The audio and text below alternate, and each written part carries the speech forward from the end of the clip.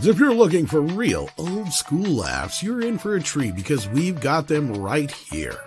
Flip City Magazine. Remember Mad Magazine? Then it went woke? Well, don't worry. Flip City has no chance of going woke. That's right. 4 times a year, you'll get an actual printed magazine full of jokes, stories, comics, and more, all about today's pop culture, entertainment, and woke politics. Flip City takes terrible entertainment trends we love to hate with hilarious parodies of Lord of the Rings, Stranger Things, The Walking Dead, Star Trek, Hunters, and more. Trust me when I say there is nothing else like Flip City on the market. So subscribe today. It will be delivered in print, or you can even get it digitally if you're one of those wacky Zoomers. Either way, follow our link and sign up today, and if you put in midnight, you get an extra 10% off. Check out Flip City Magazine today.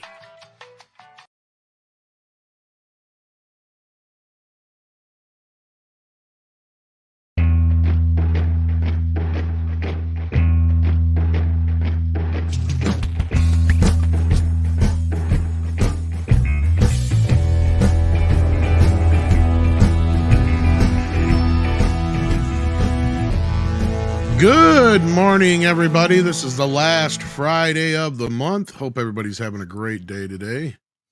Good morning. Good morning. Good morning. Good morning. Good morning. Mm-hmm. We were on the same page there today, Paul. Yep. That is one movie about show business I find I kind of tolerate. I don't like movies about movies. I have a prejudice against. Like a movie about a downtrodden writer like Barton Fink. I mean, I can only take adaptation. Yeah, I can only take so much of the life of someone that no one else out there can even barely relate to. Thank you. Yeah, that's. Wait a second, I'm a movie writer. I can relate to that. Yeah, that's a little bit too much of personal stroking of the ego. Yeah. Then, well, coming from a normie, I like those. Really? So you guys are wrong. Well, you're the normie to ask because Script and I are in the. No, some of my favorites are stuff like. Well, I see. I didn't like the one more recently about the guy who wrote Citizen Kane. You're talking about Orson Welles? No. Well, Orson was in it, but it was about the other guy. With the other movie about it. The one that was it David Lynch who just did it. Like 2 years ago. I know what you're talking about. Yeah, yes. I didn't care for that one. Yeah, I can't think of the title either. It was just I didn't like that one as much. But otherwise, generally, Mank, I think was right. Yeah, Mank. Yeah, because I thought RKO 281 captured what really happened better, and I thought Mank was kind of like really one-sided. But anyway, that being said, like no, I normally like those kind of movies. Like I loved The Offer. I could watch that over and over again. I didn't see it, but my understanding is that it's more kind of inside industry. A little bit more, but there is a big section of it about Francis and Mario writing it, and a lot of it's just Mario eating and Francis you're also writing. Interested in the mechanics and the behind the scenes. This is machinery. True. This is true. So you're not a normie. You claim, but I do enjoy things like when it comes to that kind of stuff. I'm not a professional writer. I've written on stuff as a ghostwriter, but I've never actually been paid for it or gotten any goddamn credit. What do you like movies about? Movies and writers and navel gazing? No. Okay. I tried The Offer because I love The Godfather, but it didn't stick with me. Well, that's too bad. Maybe that's why it just didn't take off. Well, speaking of, we have 6 here. How you doing this morning? Doing well. I'm all a quiver about talking about He-Man or She-Ra. I don't know. Something on some cartoon. She-Ra's not in it yet anyway. We'll see if they can pull that off. But we're going to talk a little bit more than about He-Man because I didn't even watch it. So it's going to be a very short conversation. No, I'm not going to. I'm going to eventually watch it. You got to prepare yourself mentally for this thing like a surgery. Not only that, I mean, if you were to renew Netflix now, you'd have to renew midway February, which means you're not getting your full 30 days. So it's kind of a Well, you do get your full 30 days, but then your renew date is in the middle of the month. And then everything's just all out of order with your bill schedule. Yeah, you just exactly. Did they dump all the shows at once? they dropped 5. See, this is how they do it. They do half a season. Okay. And then they dropped 5 now, and then they'll drop another 5 here in like a month or 2. Maybe. And I don't then, know. I haven't seen any I don't know. announcement that they're doing 10 for this season. I think they have them. I mean, the way it ends, it doesn't end on a cliffhanger. It's actually a definitive ending. I don't know, unless they only gave him half a season for the second season. That'd be kind of funny. Seems like it, That would because be I do kinda remember funny. with the first one, they did call it part 1. Yeah, And well, they don't do that here. well, we'll see. But that is Script Doctor, as you hear there on the Mhm. on the panel. If you're not watching, how you doing today? Staying warm, pretty busy. Only have a limited time with you guys, but I'm going to try and make the most of it for you all out there. It may not be so limited, considering we don't have a ton of topics today. There's a couple things to discuss, but not a ton. We also have the other half of our Canadian panel, Paul. Hello, everyone. Nice to be here.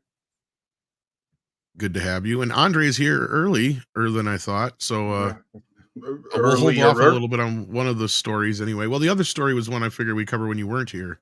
Yeah, well, Because first you- I just want to chime in and say I like Bowfinger. Other than and I also Bowfinger is amazing. Yeah, who What is that? doesn't like That's a Bowfinger? nice set. I didn't know anybody said they didn't like Bowfinger. No, Whoever you're said No, that but is- I get it. Going somewhere with The it. inside baseball remark I made. Yeah, but also, and like Tom said, I haven't seen The Offer, but I know what it is, and that kind of thing, perfect, spot on. One can also make that Doctor Who thing, like an adventure in time and space, which is kind of like a movie version of the making of the first Doctor Who episode. That's fantastic. I love that kind of stuff. But beyond that, when Hollywood makes these basically self-referential movies about making movies, then I'm like, this is so arrogant to you guys. Like, have you any self-awareness? Okay, fine. Give me a movie about the plumber and his struggles, or an electrician or something. I'd be as interested in that. Yeah, Well, but the they can't the relate to dramas. that. Yeah, Yeah, the the closest thing we dramas got to about that making is movies aren't the great. animated Super Mario, where we had like some plumbing struggles. I would say this: when they do a dramatic approach to the concept of making movies, they're boring. But if they make fun of the process of making movies, that's usually a bit more entertaining because they're kind of poking fun at the industry itself. Yeah. Like there's the one with Alec Baldwin and the guy from played Ferris Bueller, whose name is escaping me at this moment.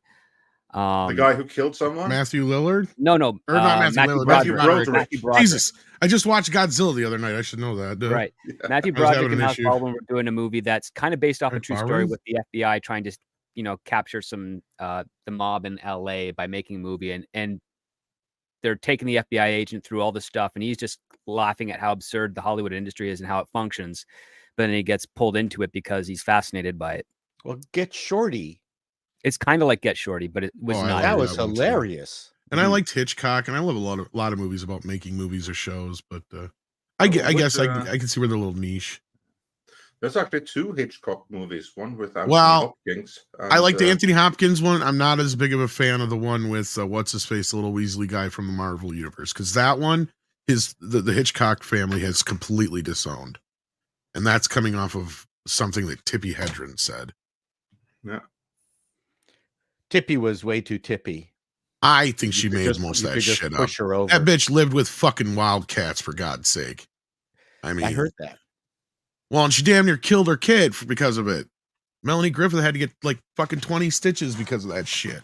And remember what we learned from Tiger King. The worst crazies of all people who collect exotic animals are the cat people. Bingo. We're talking about exotic cats here, not like regular cats. Yeah, no. Regular cats are perfectly fine. But it took 10,000 years of evolution to create your little neighborhood kitty. Yeah. Your kitty, right?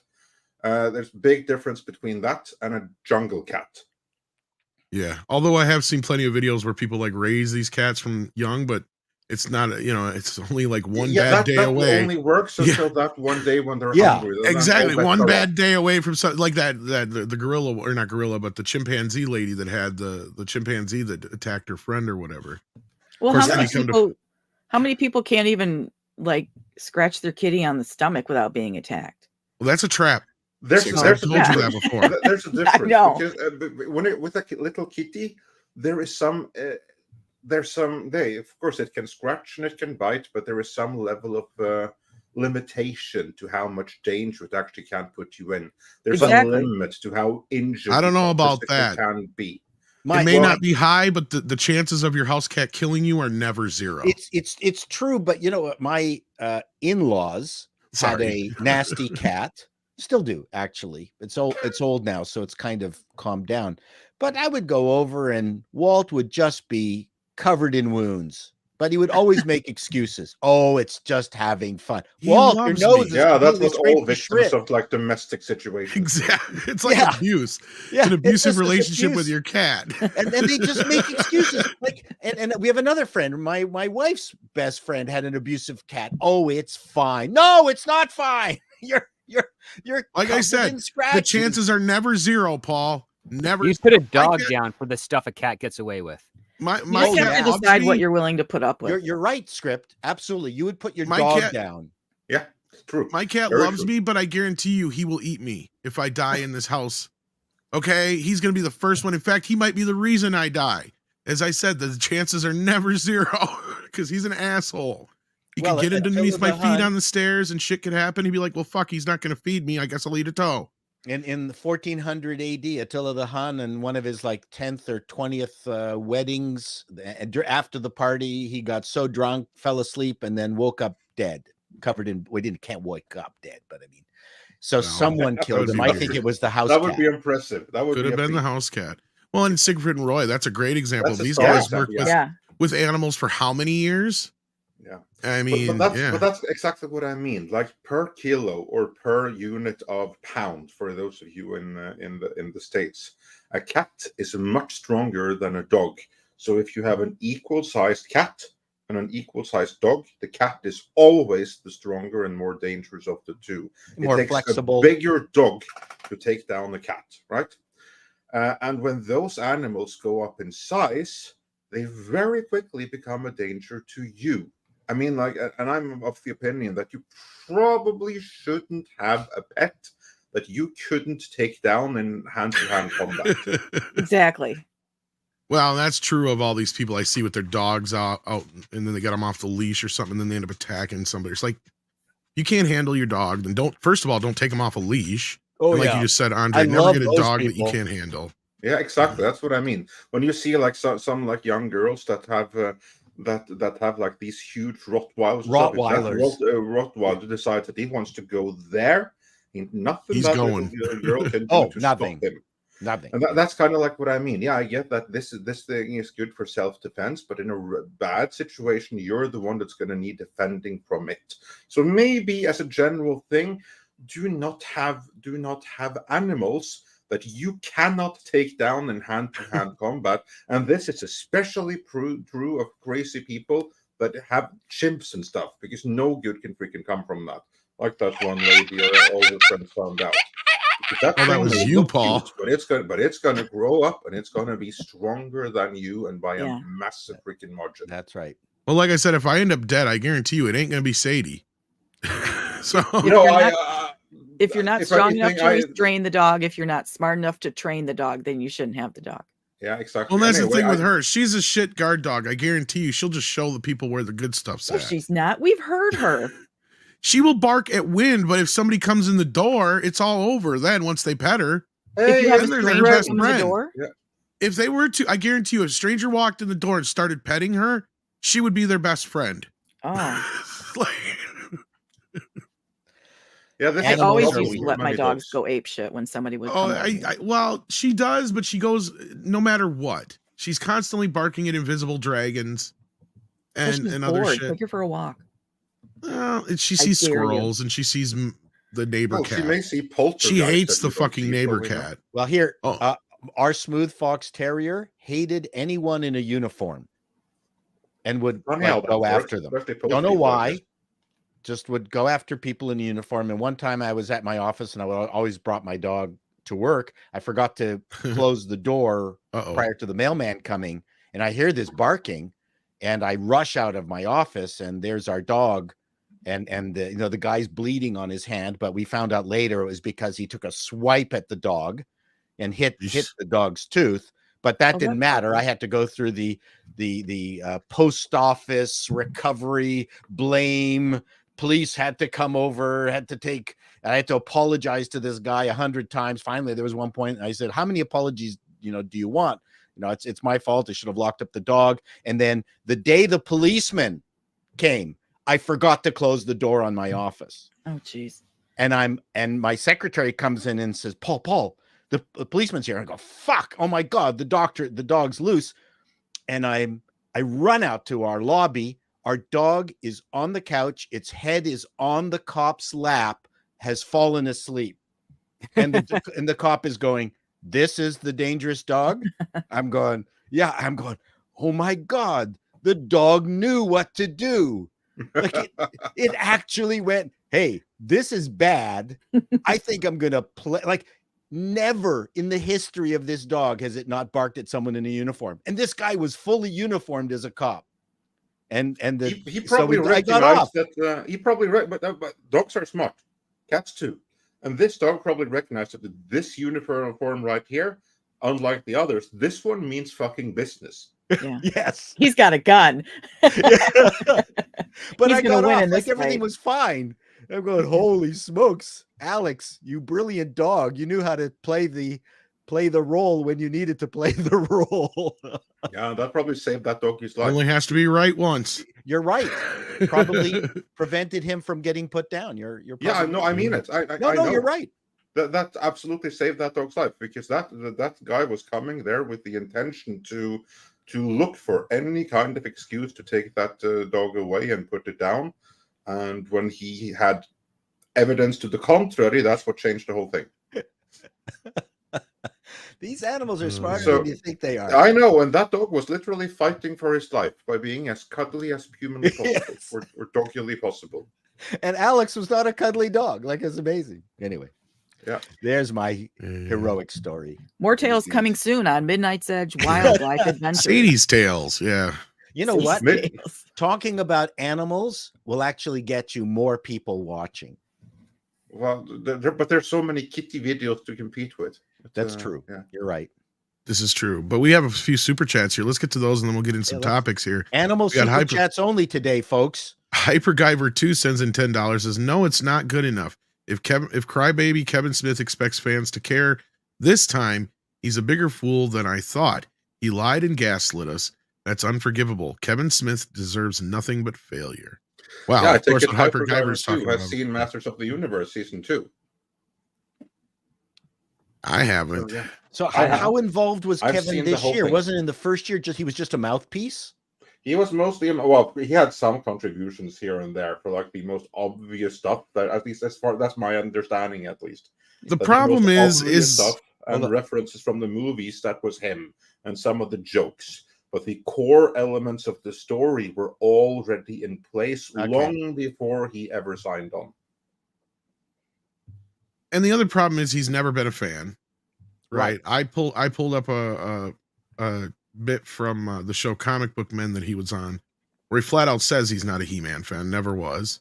Mhm. And as I said, age-wise, he would have already been like 11 or 12 years old by the time He-Man was a thing, even beginning to be a thing. So by the time it was even popular, he was already a teenager. And then Clownfish and them guys, I think it was, dug up the tweet thing he put out where he had said he was at some Masters of the Universe art thing. He was never a fan, but he thought the art was cool. So I'm like, well, there you go. There's plenty of info about him not being a fan, but that's not the problem. The problem is he was presenting himself as a fan. Yep. And he's also taking all of his info from the guy named Ted Biacelli, who's this bigwig over at Netflix. And I've been doing a deep dive on Ted more than I have been watching this fucking show. And my God, is this dude a piece of work? He Is actually this the guy who claims that quit? no. Ted Biacelli is like He's the actual showrunner. He's the the one, actual like, showrunner. Oh, I see. Yeah. Let me put it to you this way. There was a podcast he put out there where they talk about the shows that make them gay. And he claims He-Man made him gay. So this is the guy you have running this fucking show. Which show made you gay, Tom? Ninja Beverly Turtles made me Hillbillies. gay. Okay. I like turtles. No. Like, that's just it. It's like, okay, so that's an exception to the rule. That doesn't mean that everybody who watched He-Man is gay because of it. So why are you the major influence on this show? Unfortunately, because he's the Netflix representative, and Netflix is paying for the whole shebang, and Yep. he's one of their top guys. So if He was even decides, somebody hey, who was on One Piece, but I figure the only reason that worked out the way it did is because the original creator had a lot more say on it, probably. exactly, like he's in all of their genre shows that he has some kind of involvement with. The big problem for the case of He-Man is that he had a personal affection for it because, as you found out, he credits this show with having made him gay. Of course, in reality, he was gay anyway. Maybe that helped him discover it. I don't know. But anyway, he credits it for that. And he wants to give something back to it. Give it his personal touch, and that didn't work out. So, for instance, one of his contributions was making all the women super buffed up, looking like dudes, or on steroids and everything. That was his contribution. I mean, Chato, have you seen this? Have you seen any stills of okay, Tom, dig up a picture of Evelyn when she's all bulked up here, so we can see what. I don't know if I have one on hand, but I'll see. Well, I mean, if you have a combination of some women that look like bodybuilders with fake boobs, then but you can't have all the women looking like that. They do have all the women looking like that. Well, then that's just boring. Yeah, there's what, 3 main women or 4 main women characters, and aside from maybe the queen, they're all treated like manly men. All of those 3 women, they look like the Eastern European Olympics team of women in the 80s, or the Eastern German one. And there was no dialogue along the lines of, "Are those 2,000cc implants?" Nothing like that in there. No, we should be so lucky. Well, we also have joining us Mr. H of Mr. H Reviews. How are you doing this morning?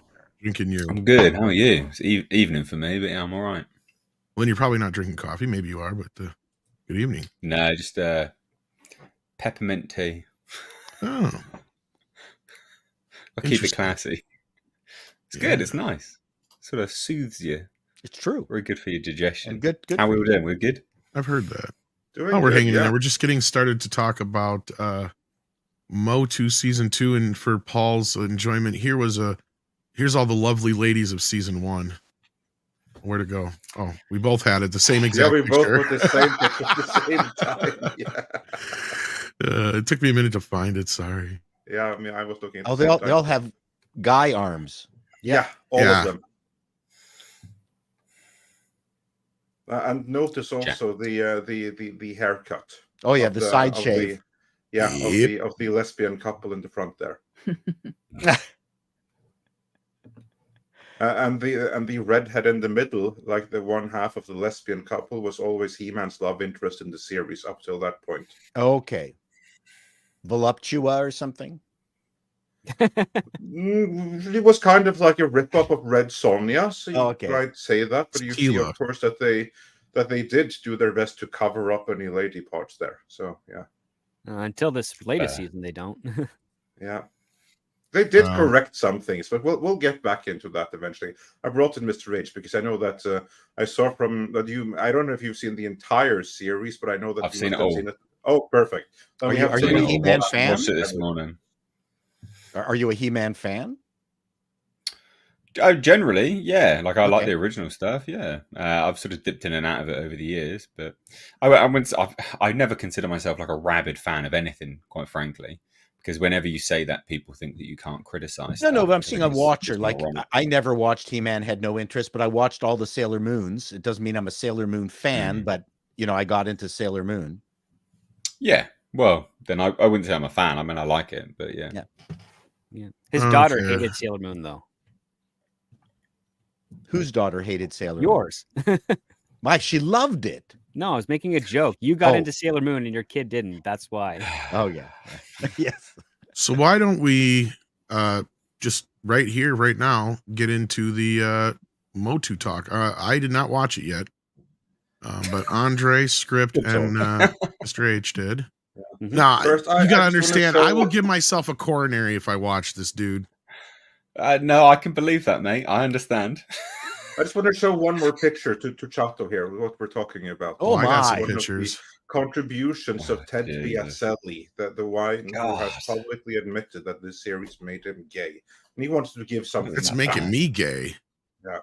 So Petticoat Junction made me gay. And speaking of gay, okay, so we got eyeliner He-Man here. So here we go. This is the new show. I like So your what you guys sparkly think? background, by the way. You're welcome. That was actually for last night, but yeah. Let's begin with script, because you saw it as well. So just like before we do any like deep analysis, just like your very quick 30-second review. Was it an improvement, and was it good enough? Can it make up for the first season? Well, I mean, it's mildly better. It has a bunch of cringe dialogue that's lifted literally from the Tim Burton Batman movie, which was stupid. But it had clever plot, simple plot, interesting direction for the characters. Wait, Definitely clever? pulled on the heartstrings when it came to Adam and his relationship with his dad, which I thought was nice. So yeah, it was an improvement over the previous one. Animation was never a problem, so that was never an issue. It's always the story with this one. It looks great and it sounds great. The problem was always the story and the script, never the look. Apart from how jacked up they are, that's a little bit excessive. Yeah. Yeah. All right, Mr. Rage. Script clearly feels it was an improvement. What about you? And again, just very quick impressions. No deep dives just yet. Just quick impression. Yeah. Was it improvement? And does it make up for season 1? So, yeah, look, it's an improvement. Hands down, definitely an improvement. Does it make up for season 1? No. Inevitably, it depends where you sit on things in general. But I think that they would have permanently lost probably about 30% of the audience of season 1 that will just never come back. I think you're optimistic if you say just 30%. I mean, this. I'm adding to it, so there'll be more people, like another 15 to 20%, that will check it out first or second episode just out of curiosity because they probably want to rip on it, and they'll either stay or go. So it'll be a similar kind of thing from that, but there'll be a good 30% that have just noped out immediately. But yeah, it's definitely an improvement. There you go. My initial thoughts. And as for me, my initial thoughts is much the same. It's an improvement. It fixed some of the issues from the first season, but then it doubled down on some of the others, because here's like the thing: there were many issues with the first season story-wise. People focused on 2 or 3, but there were like 5 or 6 that were really the problem. And while they fixed the first 2 or 3, they doubled down on the other 5 or 6, which was really, really lame. But, and here is where I think it's positive, and that is, I don't know that there's going to be any more or if it ends here, but I will say this: that the way that this thing ended, you have kind of concluded all of the stupid crap, and you leave the key characters in a place, and you set things up that if they were to do a season 3, and they get rid of all of the people that contributed to making these 2 what they were, get some new people in for season 3, you have the potential to pull the same thing that Terry Matalas did with Star Trek Picard in season 3, because the slate is kind of prepared for that. Yes, it is. Yeah, I would agree. Yeah. So it in an annoying way, but yeah. It fixes some things. Lots of stupidity and predictable things happen in between. They botch a few storylines, but they close them up too, leaving a perfect slate for a fantastic season 3 if they can get good people in. Big if. Big if, I know. Because that means you need to get Ted Biaselli the hell away from it. Will they be able to do that? That I very much doubt. But on paper, an amazing season 3 can be done for this. Are we going balls deep on it now? Yeah, sure. Let's go balls deep on it. God, there was some bloody pointless crap in this show, wasn't there? Oh, my son He-Man, you can't be Adam and He-Man. Bollocks. Yeah. Bollocks. Of course you can. Of course you can. Let's Who just says? explain Oh, very he says. briefly for those that haven't seen it, because that's kind of like the central conflict that Adam faces is basically that his father gives him a choice, which is that you have to choose. You can't be king while you are also the champion of Eternia. Those has to be two different people. Yeah. For absolutely no good reason at all. That's completely arbitrary. Yes. Literally no point at all. There's no point that doesn't make any sense, because it directly contradicts his own ancestry, being king and the champion. Not only King that, Grayskull for one. Yeah, well, yeah. Not only that, it doesn't make any bloody sense, because he takes up the mantle. So he semi takes up the mantle anyway, and then by the end they dismantle the monarchy, have independence, and then yet they then vote in a democratic, selected individual, which will be that black woman who's man at arms. Yet everyone loves Prince Adam anyway, so surely he'd just be voted in. The whole and I didn't. What pissed me off about it so much, it didn't make any bloody sense, was when Prince Adam, or He-Man, same guy, goes to his mother. Do you think Dad would be proud? Yes, he was many things, son, but he wasn't a traditionalist. So, well, why didn't he dismantle the monarchy then, moron? Yeah. And there was no calls to dismantle the monarchy. No one was calling for the monarchy to be dismantled in the show. No one was like, "We hate you, monarchs. We hate you, kings." It wasn't there. There was nothing there. It did not solve a problem. That's the thing. It was a choice for the choice's sake. It did not address a conflict or an issue. Exactly. And we're told about a character, and we're never shown anything to support that definition. Like, he was unorthodox. So at what point was he ever unorthodox? What example is something that he did that was not accustomed to that being of a king? And you can't just say marrying an alien, because there's all these different species on this planet. And, the legend is that, his father was with, another woman who gave birth to Kaldor, which is also a part of this story here. That was so lame. That was. Yeah, no, I agree. That was the worst part of this whole thing, was that I'm doing a video on that right now, and I'm really going hard in on that really bad, horrible virtue signal ending, which only goes to show me, because that's my general complaints with this thing right here, is that I get the impression that the writers behind this series, they must be people that have spent their entire lives in a basement, living vicariously on a computer, but have no life experience outside of that. They know nothing about history. They know nothing about the history of monarchy. They know nothing about political science. They know nothing about anything other than what they have read in the Bible for this series right here. This is kind of like what I get from the series, because the stuff which is the best here are the stuff that are lifted from basically the Bible of the Masters of the Universe canon. That stuff is fine. It could have been done better, but it's there, so it's okay. But the moment when you have something that has any kind of like real world consequence, like succession and the responsibilities of being a king versus being a champion, something that you have many examples of in history that you could draw from. Well, and as Mr. H even said, it's even in his own lineage, right? This is what I brought up the other day. Yeah, even in their own lineage. So that makes it extra unforgivable. But especially this thing about the end, with like, oh, you just brought democracy to people that never asked for it or wanted it in the first place. You know how many times that has been done in our actual history and society, and it's turned out well? Not many. Much. Most of the time, that's a recipe for utter disaster. Yeah, it was. Yeah, that whole thing was very stupid. I see some people in the chat saying, "So how was it an improvement then?" Well, I mean, I would say it was an improvement because one, Tila's boobs are bigger than her arms, so they definitely, feminized the women again. Everyone was much more feminized. Mm-hmm.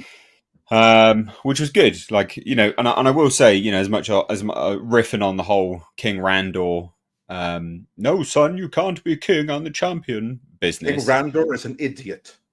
Yeah, well, as much as I'm ripping on that, the emotional connection between the two, that was done quite well, right? Like, yeah, it's a cartoon, so there's so much you can do in terms of how they're structuring it and what they're trying to do. But that was done quite well. The sort of He-Man fights were good fun. I enjoyed a lot of that. Some of it was a bit dumb because it got sort of supplanted here and there, but that's in the story. So it's like, you know, with Keldor, supplanted with Keldor in terms of Bennett, you know, doing. Can we talk spoilers? I'm sort of beating around the bush. I think we already did quite a bit. Yeah, okay. So the initial fight scene where they bring one of the Titan mech things up and Skeletor's there and blah, blah, blah, all these kind of things. And obviously Keldor, you know, saves the day, but it's built into the story. That's why, you know, it's supposed to happen. So it wasn't like him being bettered by Teela or any of the other plebs that sort of float around. So the fight scenes were better. Just generally, it was a much better show. It was less. Teela's not an insufferable douche for starters. She was awful in the first show. She was a horrible person. Like, no appeal remotely as an actual character. So they've definitely gone back on a lot of things. But yeah, I just saw people saying, well, how was it an improvement? So I thought I'd just... Well, I can tell you, you know, all the stuff that made the last Jedi horrible, they went back on those things, those in particular. I mean, Prince Adam was killed twice in the first season. He was killed no times in this one. He wasn't... Well, he was killed once. He was stabbed twice. There's a difference. Like, he didn't actually die in the second time he was stabbed. Okay, fine. So he was killed only once in the first season. That's one too many, though, right? Yeah, that's what I mean. He was killed one too many times. And still yeah.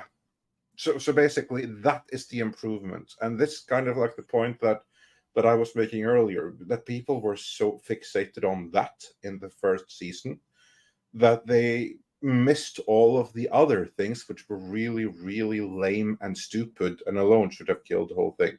Like, for instance, how heaven and hell are physical realms that you can go to. And that is what they followed up here and even doubled down on. But on the bright side, now when that storyline is closed, never needs to be brought up again for a possible season 3. Then you can just start with where the characters are right now, continue with what was set up, and you have the potential for an amazing season 3. Potential. Just like Picard. Just took 2 horrible seasons to get there. Yeah, I think it's a season too late. This? Just why didn't they do this from the start? What idiots. Exactly. Yeah. God. It annoys me so much. It annoys me so much. Why can't they just do it from the start? It's not hard. If this had been the first season, this franchise would have been in a much, much better place right now. But I don't know that it can recover from that first, well, not even the first season, but season 1, part 1. Because season 1, part 2 never trended anywhere. Season 1, part 1, that was huge. That was like in the top 10 on Netflix all over the world. Trended on Twitter, trended all over social media. Not for long, just for a weekend. And then when season 1, part 2 came, nothing. No one cared. Everyone was over it. How many care for this? I'd be very curious to learn about the ratings here and what kind of a success this possibly can be. It didn't even trend. That's what I was thinking. And you can blame that on this picture right here on screen. Well, and honestly, you guys are explaining this, though, and I'm, a huge MOTU fan, too. To me, none of the things you're talking about are really turning me on to the show, right? Like, there's a few things in the trailer, like, oh, sure, I love Gwildor. I want to see an animated version of Gwildor. He was so lame. He was. But that's just it. Everything is so lame in this so far. Nothing in this is really making me go, yeah, I want to return to this for a second season because it might be better. I don't care. It already fucked everything up in the first season. Yeah, so And this is Masters of the Universe. You could have done so much with this. Well, that's one of the annoying things about this show. So, just to sort of clarify, if I didn't do my channel, I wouldn't have gone back and watched this, right? Because I do the channel, I've gone back and watched it. But I would have been like you. No, I'm not bothered at all. But I obviously have to watch certain things. But the other annoying thing in the show itself was their sort of bizarre, like, it's just misguided focus on to be the master of the universe. They're consistently focusing on masters of the universe, masters of the universe, masters of the universe. And that's the sort of thing that they're doubling down on. And it corresponds to the rhetoric they're spinning in interviews. Well, you know, how everyone's a fan of the masters of the universe. No, people were fans of He-Man, idiot. They liked the masters of the universe, you know, the other people. But they were fans of He-Man. They're like He-Man. They want He-Man. Not the plethora, the litany of the masters of the... No, it's He-Man. Yeah. I don't understand where this is. I don't even know what they showed so Kevin much. Smith. That's the thing. Because all they had to do was sit him down with the 2000 series and go, do this. I would have sold everything. Because that series is basically what Andre and I have been saying they need to do for the movies. Is just literally sit down, whoever's making the movie, and go, here you go. Make this into a trilogy. Yeah. It's not that hard. Yeah. And all that is about Keldor trying to reclaim the throne, Adam learning of his birthright and who Keldor is, and then them finally having a big battle. Like, that's pretty much all you got to do for the 3 films. And then you tease at the end of the 3rd film, you know, She-Ra coming back because you start off the entire show with, you know, the kidnapping of the twins and Skeletor turning against or Keldor actually turning against Hordak. Everything and then being you're saying is actually in these 5 episodes, Tom. But how do they actually handle it? That's the thing, because everything they've done so far, good enough. That's my point. It was handled a million times better in the 2002 series. Well, the 2002 didn't even get to the kidnapping of the twins part, but yeah, the 2002 series was handled better. However, you can't just copy that without paying a bunch of the people who worked on that 2002 series first. So if you're saying do this, you'd have to basically pay out another set of writers, another creative team, in addition to the new team you've hired to emulate that. Pay them, it'd be worth it. You think it would be worth it, but studios won't view it that way. Unless they own the rights to the story regardless, and they don't have to pay jack shit. Which That's what I'm curious they about. do. Because the only ones that stood out as far as outside things in the MOTU universe were Orko, because he was created by Filmation, but they got the rights to him as far as I know now. And She-Ra was always separate. Some kind of licensing or something has happened behind the scenes there. Well, and the script has pointed out, DreamWorks worked with Netflix on the show. I'm sure some checks could be cut, because just like they did for the Masters of the Universe origin line, we got She-Ra and She-Ra only. So we'll see. I mean, at this point, She-Ra's kind of a dead franchise unless that Amazon show is actually going forward. The live action one that was talked about, 3 years ago now? We haven't heard anything more about they had a cartoon, didn't they, on Netflix? They have a cartoon? They did on Netflix, but that's already been done now for a while. But they announced a live action She-Ra She-Ra series on Amazon a while back. Jesus. All over the show. Because she's technically a separate entity, because she was co-owned by Filmation and Mattel when she was created, because Filmation co-created her. Much like they did, they created Orko and stuff. Yep. And then Wildor's from the movie. Wildor's from the canon Warner Brothers, so I don't know who owns that. Yeah. But they got the rights to that, and they even allude to that story being part of this version of Adam and Co. Which makes absolutely no fucking sense. Well, it doesn't have to for these. Because in that version, there is no Prince Adam. He's just fucking He-Man. We never saw a Prince Adam. Well, they never even talk about him. Like, he's completely non-existent. Yeah, because there's no reason to talk about him there.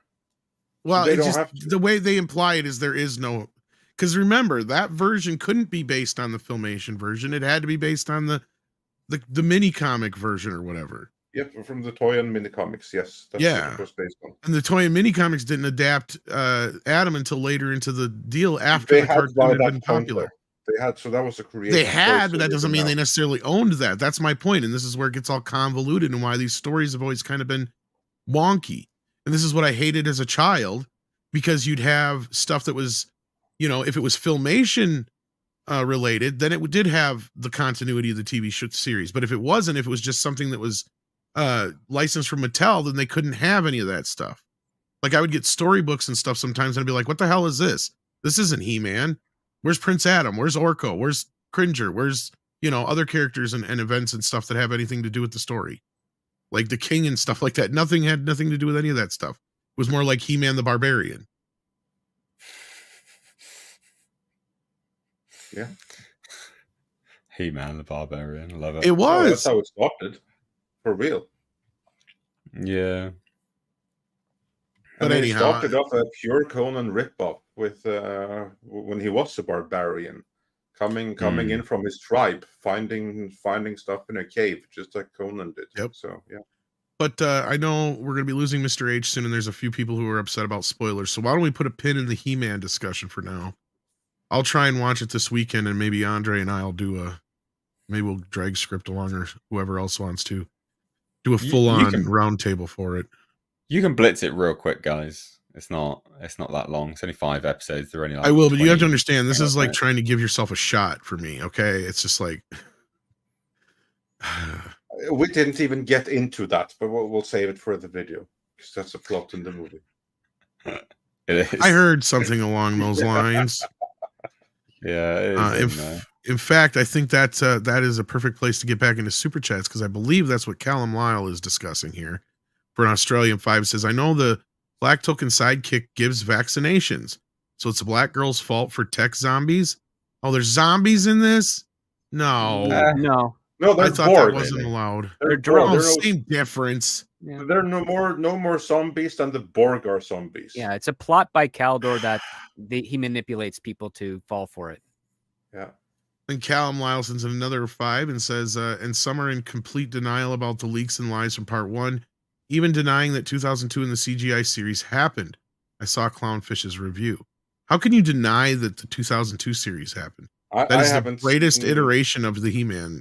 Oh, they did that when the first season came out. Then they said, like, for the first time in 40 years, He-Man is back. And I was 20 years is always also a long time, but they did reboot it 20 years. You're going to have to really work hard to do better than that. This show could have done what that did, only more, right? Because I love the 2002 series. As I've said, that's the best story iteration, characterization ever. Yeah. What have you of He-Man.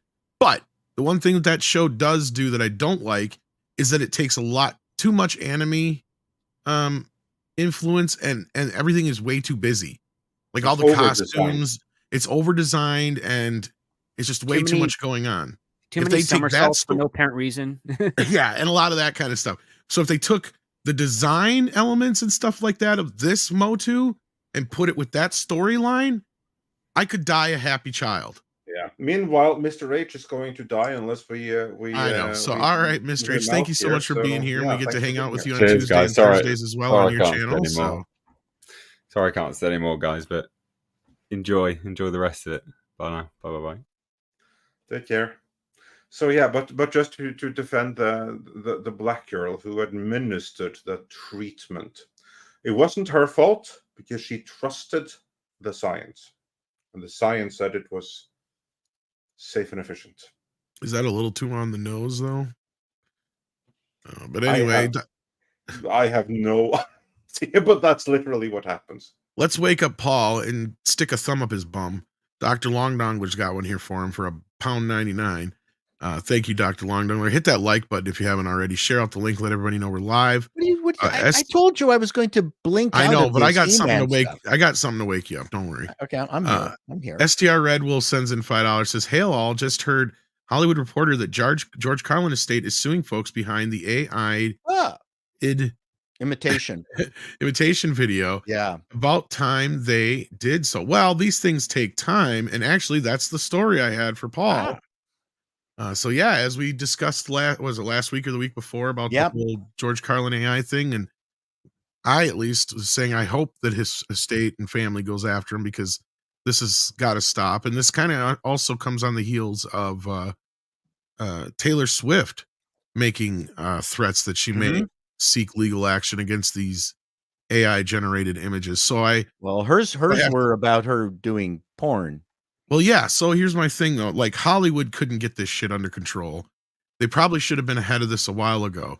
But do you think now maybe this Taylor Swift incident and this George Carlin thing might get some changes made? And if not, I just want to get you guys' reaction to his family going after this AI George Carlin. This is the first infringement on an individual human being for essentially profit. Other stuff has been done amateurly. This is this one they're going to argue it's amateur, but it's infringing on the intellectual IP at such a degree because it's not George Carlin tells a 1 minute joke. It's here's an hour-long special of George Carlin, which doesn't sound like George Carlin and doesn't line with the philosophies of George Carlin, but it's being advertised as such, even though when they repeatedly say, I am not really George Carlin. But I don't think it's I think it's the first time where it's legitimately now infringed upon an actual estate and could compromise a reputation at a level that we haven't seen before in this manner. And that's why you're getting some actual movement against it. Yeah, and I think that's the thing that I pointed out that day is that I don't even know where their views are setting right now, but I knew once it started getting write-ups and people started learning about it, that video was going to go viral. And we all know that a video makes money on YouTube. So once there's money involved, and like Script said, I totally agree with that. If it was like a little few minute bit, I don't think we'd be having this conversation or had that conversation that day, really. But this was an entire hour-long special being presented as the idea that this is what George Carlin would do if he was still with us. And granted, as many times as they say he's AI in the special, I don't think it's going to matter. Right. Because it's an hour-long special and they're profiting off of George Carlin. So that's what I think the problem is. And I think that's going to be their argument here. But yeah, so Paul, what's your reaction to this? So I did some research, as in I just Googled something right now. That's the extent of my research.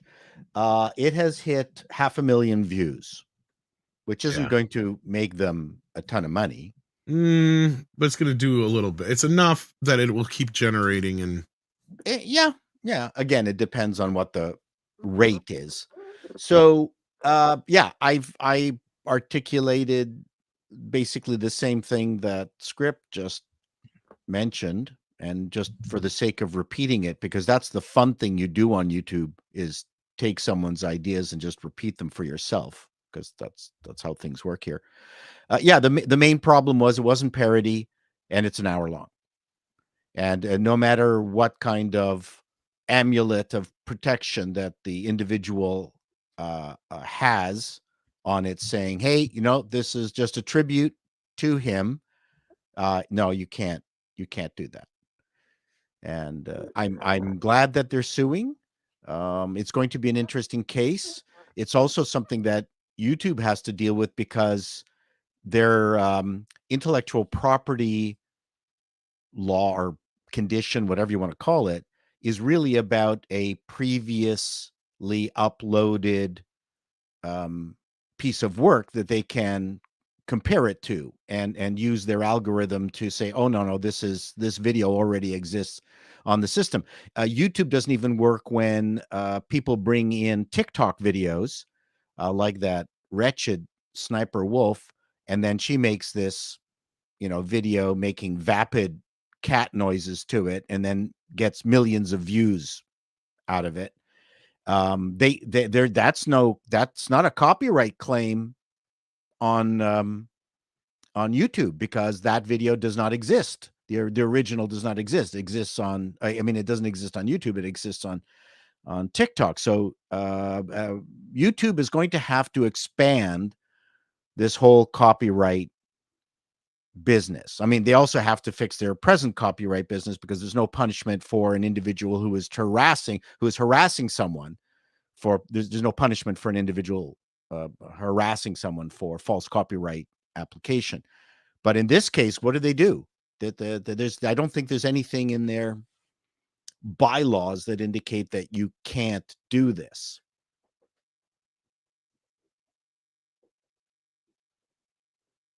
Well, in reading this here, the cleverness of their suit and where I think they're going to win this is they filed it in federal court, California federal court on Thursday. The plaintiff is seeking court order for immediate removal of the special plus an unspecified amount in damages. The lawsuit alleges that the company infringed on copyright by using Carlin's material to train the chatbot without seeking permission or licensing. Right there is, I think, where a lot of this stuff is going to stand. Because that's the thing, to be able to do these AI things, as Script and I have talked about in the past, they don't create anything. It's technically simulated intelligence.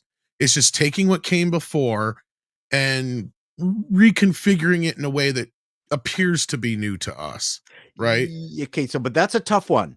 It's not creating anything new, though. It's just taking things from the past. The writing is all new.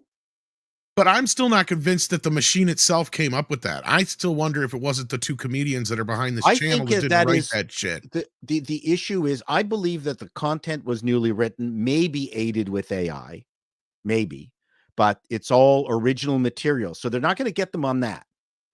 But they used copyrighted material to do it. That's the point. Even if they're presenting it in a way that it's... Yeah, but that's a tough one. I mean, they used copyrighted material. Well, I mean, to get his voice, the AI, I believe, was what generated his voice, his identity.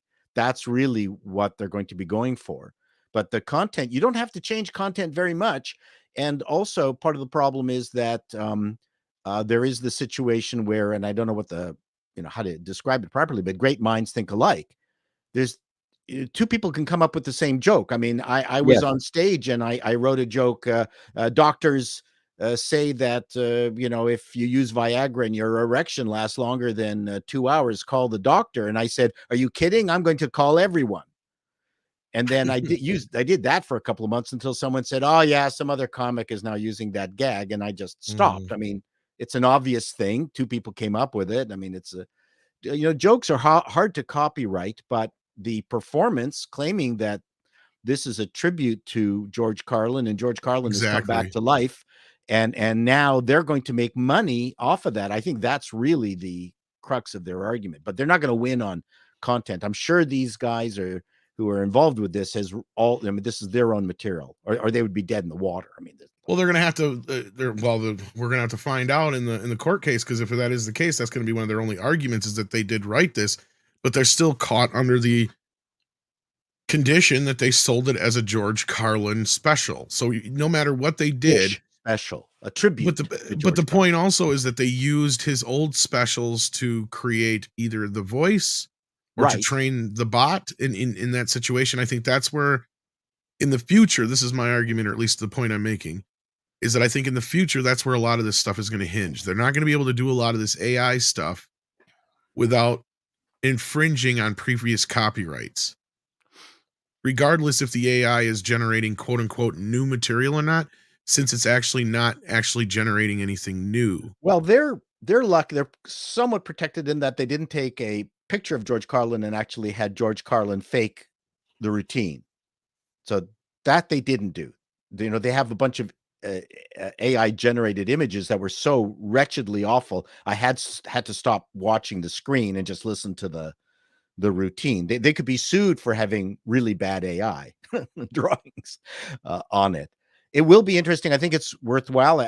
When you do make a case, Tom, obviously you know this. You got to throw everything at the wall. You can't leave any stone unturned. So who knows how many of the things that they're throwing at this are going to just go, well, no, this doesn't count, but this one does. They have to do that. They have to go after every single opportunity. Well, yeah, and this kind of also leads us into the Taylor Swift thing. Like, I think that one's going to be a bit stranger, because it's not that anybody's necessarily profiting off of those images. It's her likeness. And I guess this is where, and then, like I said, this is where I feel like the government and Hollywood has already failed people on this already. And how far is this going to go? And where is this going to get to, where we get to like a point where AI is so good now where somebody could bring a case against somebody and have audio recordings of them, and it's clearly not them. But how can you defend that without proving that it's AI? Right? Because it's gotten that good. And the other thing too, in most of these suits is, has it affected your ability to create income? And has it stolen money from you in some ways? So yeah, it has to prove damages. Yeah, prove damages. And in the Taylor Swift thing, oh, I'm fairly certain that this is an embarrassment to her, but it's certainly not going to affect her business. So, that is true. There have been lawsuits with regards to some smaller celebrities suing people who have done deep fakes of their image onto other products, and because they were not being moved for financial means, and the plaintiff could not prove actual damages done to their reputation or their ability to get work, they were summarily dismissed. that's the That doesn't Americans mean are that they're not very gonna be strict kicked on up to that. the next level of courts, as they go. But the first earlier rulings have actually said, no, there's nothing here yet. But the George Carlin thing, like I said, that's why I wanted to look it up. They have 500,000 views, so they've made money. That's going to be problematic for them.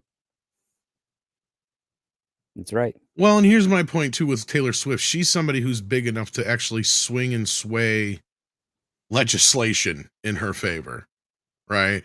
Now, George Carlin may not be, especially since he's no longer with us, but she is somebody who is powerful, who does have Well, like what's her name influence. from Harry Potter? I mean, every once in a while you come across a nude version of Emma or whatever her name is, right? I mean, Oh yeah, but that's been going on for Emma like 30 Watson. years. Emma Watson, yeah. So isn't this the same thing? Isn't the thing with Taylor Swift kind of the same thing, but an AI version of it? Yes, Sort essentially. of, but see, the AIs already protect certain companies and people, so I'm not saying that they won't turn around and just protect her at the end of the day. But what she can do is turn around and sue a bunch of these, and she's got the money and time to do it. Sue a bunch of these AI companies that are generating companies that are making this shit. Yep. See, and that's what I'm saying. It'll go from there, and then there's enough people that she has enough, friends and people that she probably knows politically that can probably start getting some. This is what I'm saying. She is somebody who I think could actually get the ball rolling on some kind of legislation on this thing. But that does exist. If she's going after the AI generators, she can say, "I own my image. I am my brand." That will work. That's what I'm saying. Yeah. So you don't need a law for that per se. It's there. She can just go to the AI generators and say, "You're going to have to stop letting people generate versions of me because that's not me and I own me." That can be done. Mhm. Just that simple. Well, let's go to the next level here. Let's go to somebody who's not a celebrity. Like I said before, what if there's like some child custody case or a domestic dispute case or even a murder case? And AI is used as evidence. And how do you prove that now? Right? Because stuff has gotten so good. Oh, yeah. I'm seeing videos of Biden and Trump saying really stupid things. I can't believe it. Well, those are actually real. You set me up for that one. I know. Yeah, I know. No, but in actuality, how long do we get before we do have a president that's calling for World War III in an AI video and people take it seriously? Yep. Oh, yeah. No. We've all been concerned about where that's going, and yeah, it's going to. And I don't want to stifle creativity, but I'm scared of where this could go. So the problem is not going to be the American-based AI companies. The problem is going to be companies out in China or any other place that has no interest or there's no way for the long arm of the law to reach them. And people will use their systems to generate these things. There's nothing they're going to be able to do about that. Yeah, and that's kind of what was brought up last night when we discussed this a little bit, because we were just talking about the Taylor Swift thing. The George Carlin news came in later. But even there, we were just kind of talking about the things, the ones that are going to be dangerous aren't even the ones that you can go on Google right now. It's going to be ones somebody makes in their own basement that you're not going to be able to trace, that you're not going to be able to tell is an AI in any way, shape, or form. Sure, the images and the audio still isn't quite perfect, but we are on the cusp of that. And that's where I'm like, I wonder if now's not the time to start worrying about this a little bit. And I know people in the industry are a little worried about it on both sides of the equation. And I know we're losing script here soon, so I don't know if there's any more you have to say about this. But I mean, at least coming from the writing standpoint, I know you guys have addressed AI quite a bit, but I would think the actors would be a lot more worried, and the voice actors would be a lot more worried about the AI right now than anybody. They were, but they did not have the best team on their union to negotiate parameters that protected them as well as what we got over on the NBA. We have 2 tiers of language that prohibit non-humans and artificial intelligence from being able to generate or create work without full disclosure. And at the same time, it can also be easily discarded. And that's in the eventuality that in some sort of distant future, AI is able to convince people of almost personhood, and then they get the right to be equated to personhood, and then are able to do all the jobs that people can do. In the current contract for the WGA right now, even if that were to be the case, it would not allow them to be considered candidates for writing and being produced within the studio system as it stands today.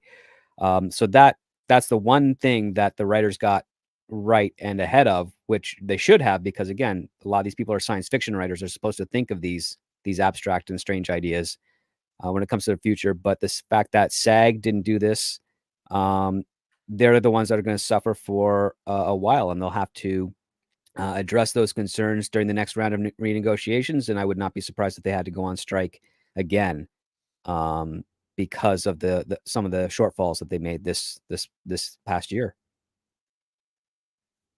Yeah. Well, it'll be interesting to see how this plays out. I'll definitely be paying attention to the George Carlin case, of course. Six, you've been awfully quiet. Oh, sorry. Go ahead, Paul. No, I was just going to say, Six, go ahead. I was going to see if she had anything to say about it since she's been pretty quiet. She may have stepped away. Quiet. I think AI will be useful for looping the odd line here and there for an actor that doesn't want to come in again because they're in Mallorca filming something and they don't want to go to LA. AI will do a brilliant job of looping a voice for a couple of words. Is that opening a Pandora's box, though, Paul? Because it is. Because we live in a day and age where you could set somebody up in almost any condition and do a perfect, like right where I'm at right now, I can do a voice loop. Right? Yeah. No, but I'm talking about just like a lot, maybe a line, a word. That's what I'm saying. You could grab somebody, pull them into a quick booth somewhere, wherever they're at, and just have them record it with a laptop and a fucking decent mic. Like, it's not like it used to be to where it was impossible. No, but matching the lips is a bugger. I get that. But you send them the clip via email. You can do, that's what I'm saying. You can do this shit so easily remotely. I don't even see the reason why not you should have to use actors are very good at looping. Yeah, it takes hours. Well, then you're still going to have the problem no matter which way you go. No, not with AI. Well, then the actors need to worry about it then. Did you see the speech by the Argentinian president where they live AI presented him and had him speaking in English in his accent, and they redid his lips so it looked like he was speaking in English? Yeah. It was fantastic. Well, as an actor, I'd be worried about this, and I would just go to the extra effort. That's what I'm saying. They quit being so fucking lazy. Quit being so bad at dubbing. Right. But they're terrible at dubbing. Trust me. Very few North American actors are good at dubbing. But script, do you think actors would just completely out of hand be scared to death of something like that? If they want to work regularly, yeah, because eventually what's going to happen is there's going to be another system in place where they are licensing out their image and voice and not actually working or doing a craft. And somebody's going to be manipulating a performance out of them that they are not going to be happy with, no matter how much money they get as a result. True. Because that performance could compromise them from getting other work somewhere else, because they're like, well, that was a bad performance, but that's what the director and the producers wanted. And that's what they're stuck with. You have no control over your image or voice at that point when you start licensing it out indiscriminately for quick cash. The only people that are really going to be happy about this, that take advantage of it, are the beautiful people that have an okay sounding voice but have no talent at all when it comes to acting. The ones that would never make it in Hollywood beyond a couple of movies, either in supporting characters or background, they will definitely want to seize on that because it's the closest thing they'll get to fame and fortune. But the actual talent, the people that would actually inspire us and make us want to go see these stories, they have everything to be afraid of, and justifiably so. Yeah, I mean, once you've let them ADR something, just a few words, then someone will go, can we just let us do a line? Oh, by the way, can we just do this entire page?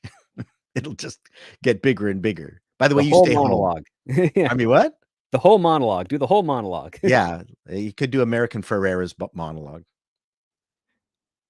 Better yet, just cut the whole damn thing out. Oh, there's that too. But then you're not making fun of feminism. That's right. I was in tears. That was so beautiful, that model.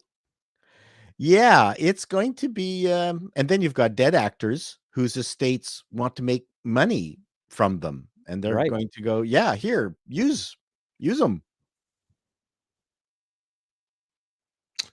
All right, well, let's see what the audience is talking about. We got Psychotic, who's been here for 16 months. Thank you for the patronage. We have Patrick Robinson, who sends in $4.99, says Roadhouse remake looks great. Pissed it's not going to theaters. I think it looks like ass, Patrick. I think it looks great. I loved it. I love the trailer. Have you seen the original? No. All right, then. That's with Swayze. Yeah, and they made. I'm not even gonna get into this. They incorporated UFC, right? Yeah, or MMA. They made the Sam Elliott character a black lady.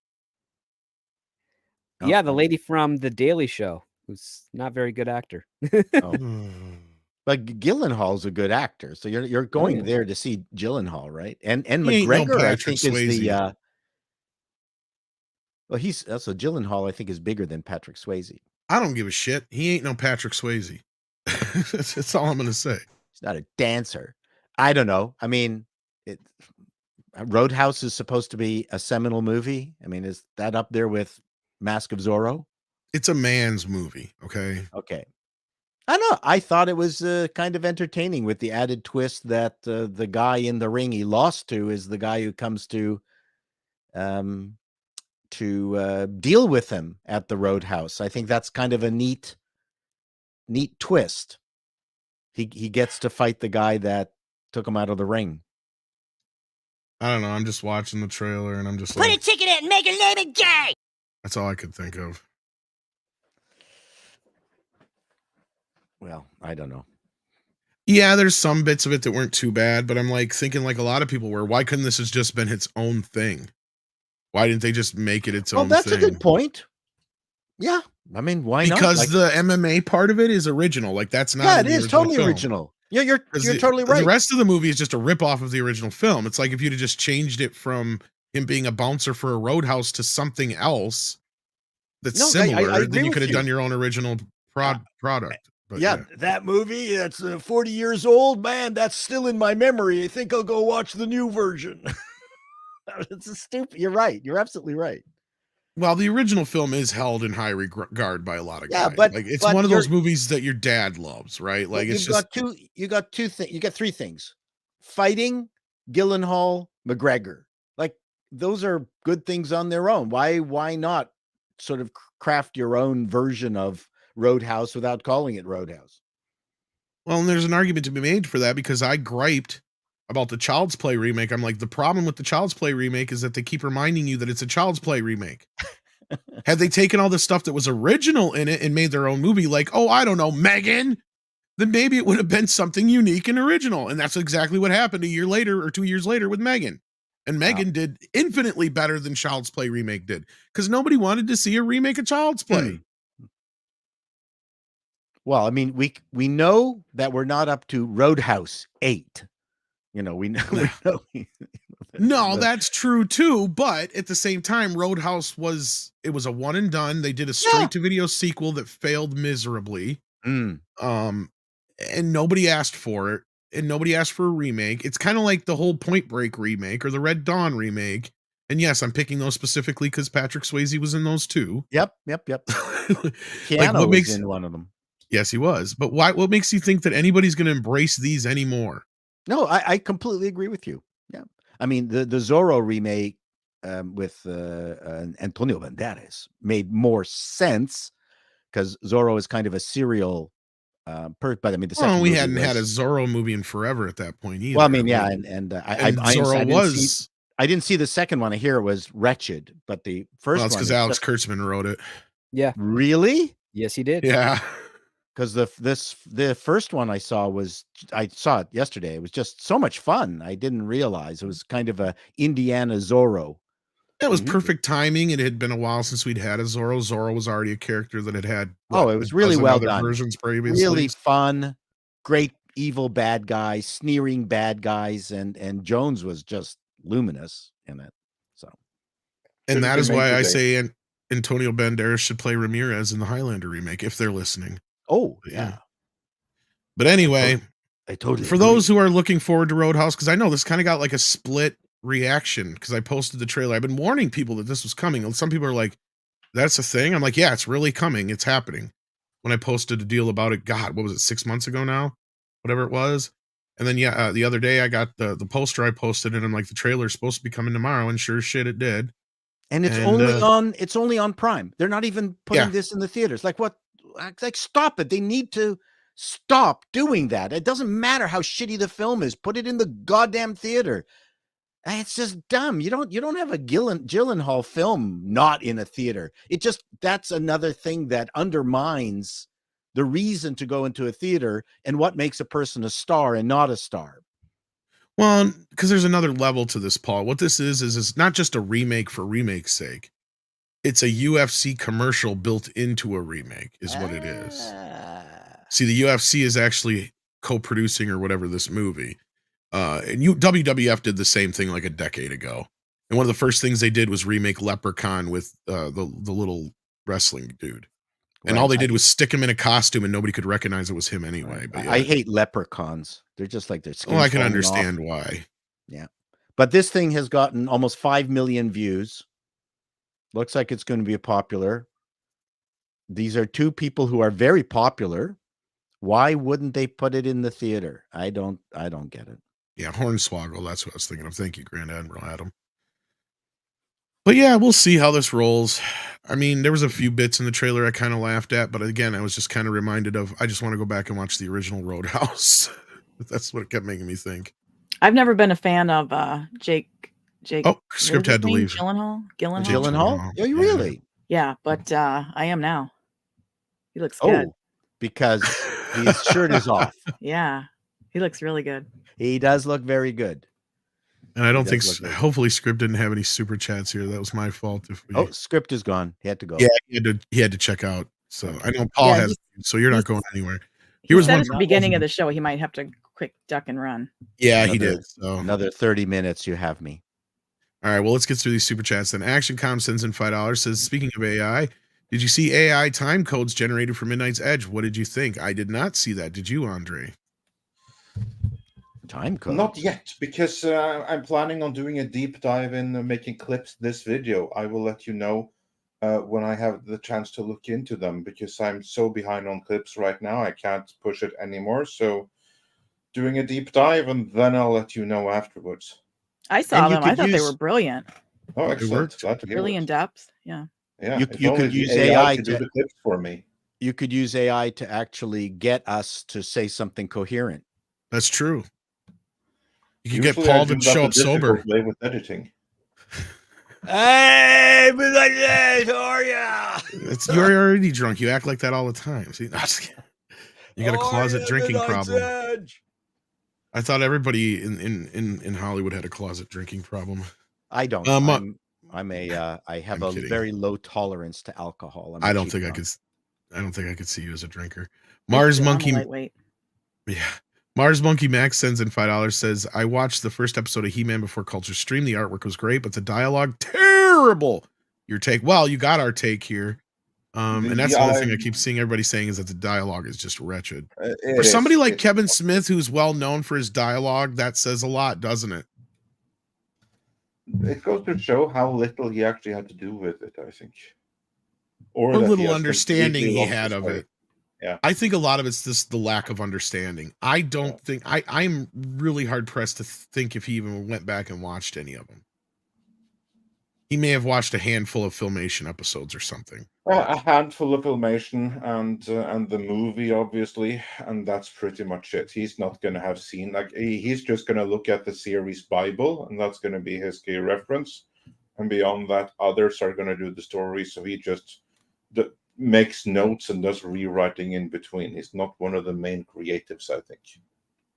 Well, and I keep sending Andre stuff, so you may have a breakdown on some of this stuff here sooner than later. Excellent. Well, all the stuff I've been sending you about BHLE. Yeah, Waltman 4 cents at $1.99 says, in short, 99% of the rumors of resolution are true, or revolution. Yes. Yeah. Yes, they are. Yep. They are. Big Daddy There's only MRI. one that needed some modification, but on the whole, they're all true. Big Daddy MRI's been a member for 32 months. Thank you for that. Wow. We appreciate it. We got STR Red Wolf, who sends in $2. Says, Andre, see American Splendor. I think he has already. I love American Splendor. I think we brought it up before. Yeah. Yeah, it's a fantastic movie. Terrific. Speaking of Giamatti, what's his name? Harvey Pecker. Harvey Peckard. Yeah. Yeah. It's a great movie. Amazing movie. I mean, that's how you do a comic book adaptation. I think that's one of the only other times that that Paul Giamatti broached getting an Oscar. We were talking about that the other day. But it was a very much a movie of its time too, where you had the confluence of the '60s, and Robert Crumb was the right artist for Harvey Pecker's very intelligent comedy. I mean, unbelievably insightful writing. That writing is amazing. I mean, you never get tired of reading his stuff. No, it's really well written. No, it's as if Steinbeck wrote comics. Well, it's no Fritz the Cat, but yeah. Fritz the Cat wasn't too bad. Oh, I love Fritz the Cat. That's I love American These Splendor, are people with personal problems who are able to live cheaply. That's part of the problem too, is we don't have all our crazy people are living with their parents now because the housing is impossible. These people were able to live, eke out a living in New York because it was vaguely affordable in places. So, I mean, these, when you have a wretched little one-room flat with a, with a, not a stovetop, but like a two-thing burner, and it's just funny. These are great stories of their time by people, of the time. I mean, that's American Splendor is fabulous. Yeah, it is. Agreed. Absolutely. And then Wolfman Heart 79 sends in $1.99. Says, "Hey, all, just got my Conan 4K in the mail. You jerk! Where's mine?" I'm sitting here waiting. I've been like watching out the door. I'm like, it's got to be here sooner or later. Got to be here sooner or later. Can't wait for it. I've ordered it from 2 different places. Shout? No, it's an Arrow, actually. Thank God. But I ordered it from Diabolic DVD and Best Buy, and Best Buy is just sitting there waiting to be sent out.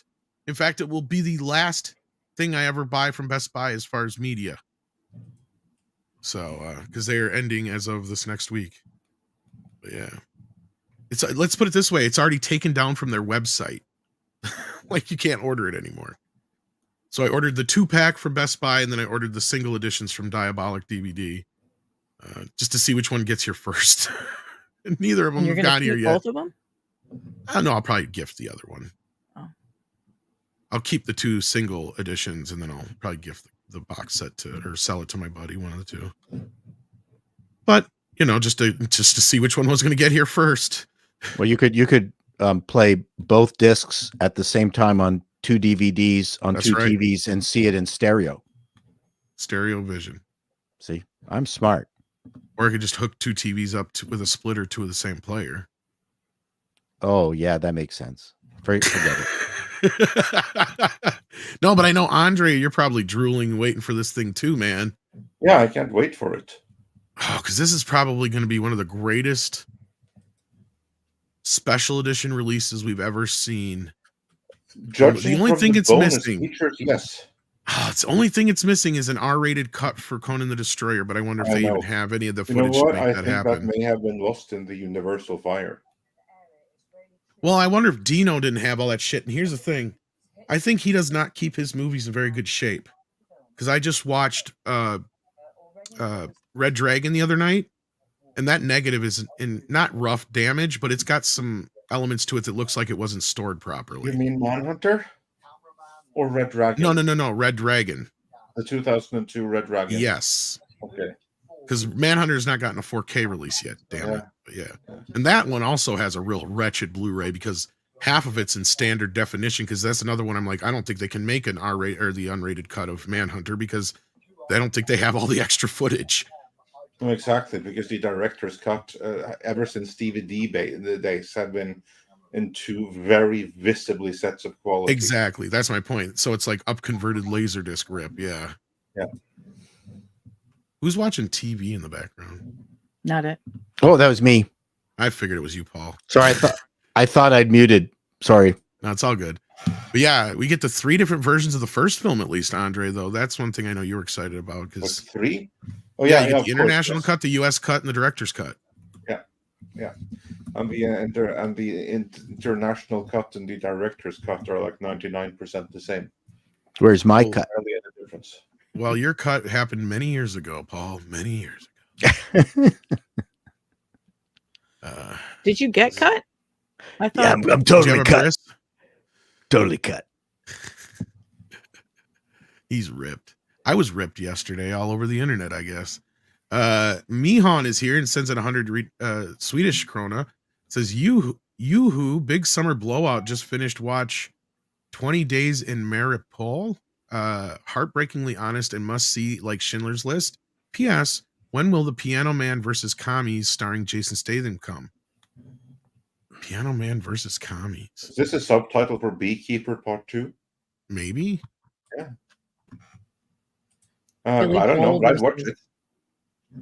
20 Days in Maripol. I have to look that one up. I don't recall. I've that. heard of it. But yeah, I'll check it out. And but if you enjoyed it, then fantastic. And thanks for the recommendation. Shall put it to the list. Check it out.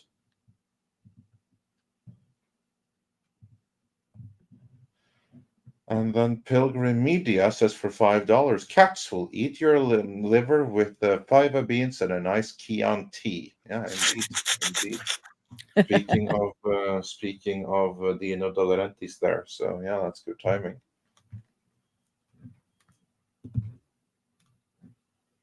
We got a Rumble rant from QLX81 for $2. If this stream had been in later, it'd be giving birth in October.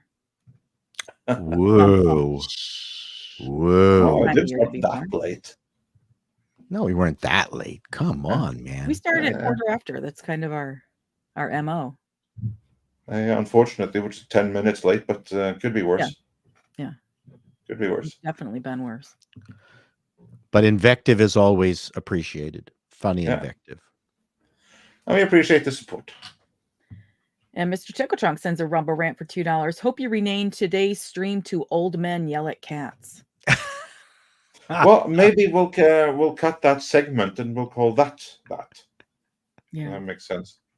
Don't yell at your kitty. They don't know what that means. It just causes them to fear you. Yeah, they'll notice the energy though. Apple once sent me across Canada to promote some desktop publishing stuff, and the head of product marketing was with us, and he was from Spain.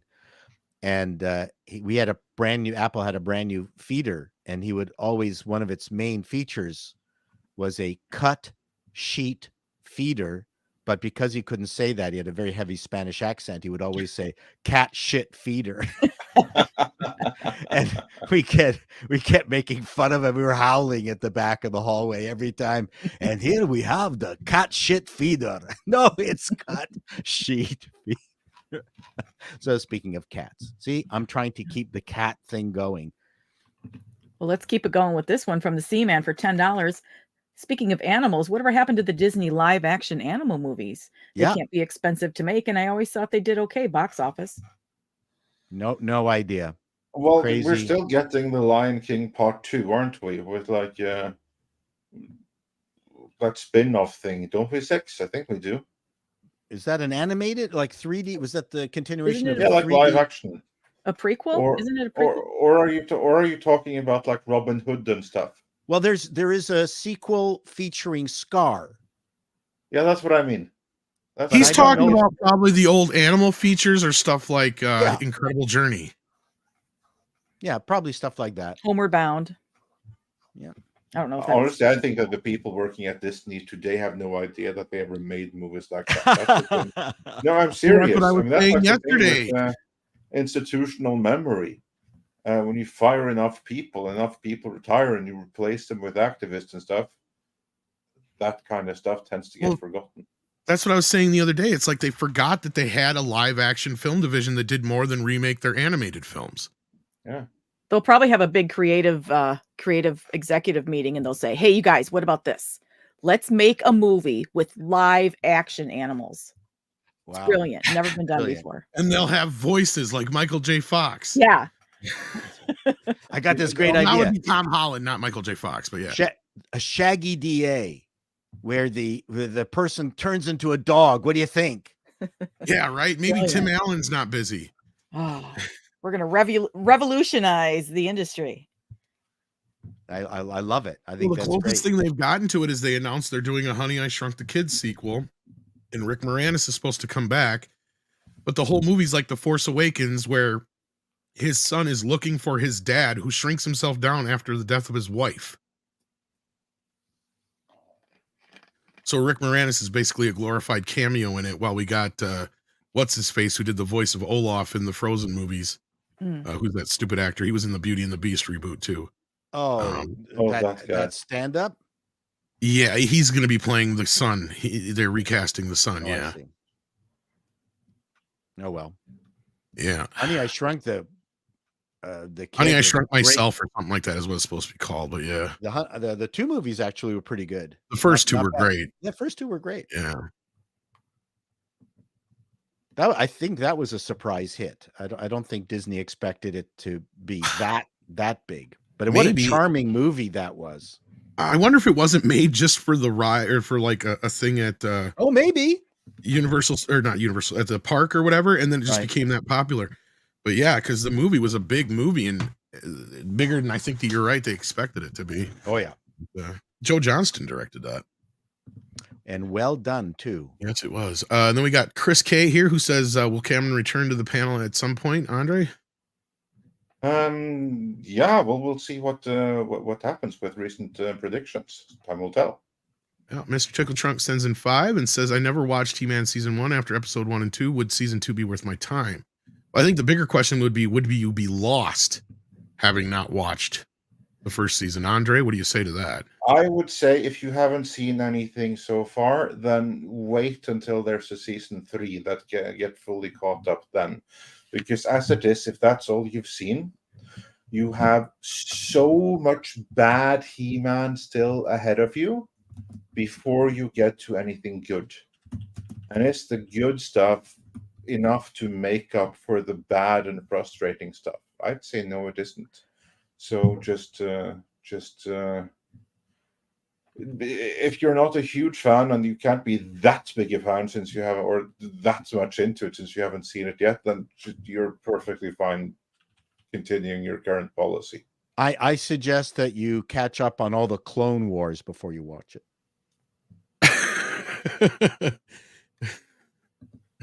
I don't know if that'll help him, but that's a very esoteric joke. Show Me Comics sends in $2. That's a cool name. It says, does Script review comic plots script for hire? Yes, he does. I'm sorry I didn't get this when he was still here. He has a Patreon, and I'm sure one of our illustrious mods will share that link for you in the chat. It is also in the description.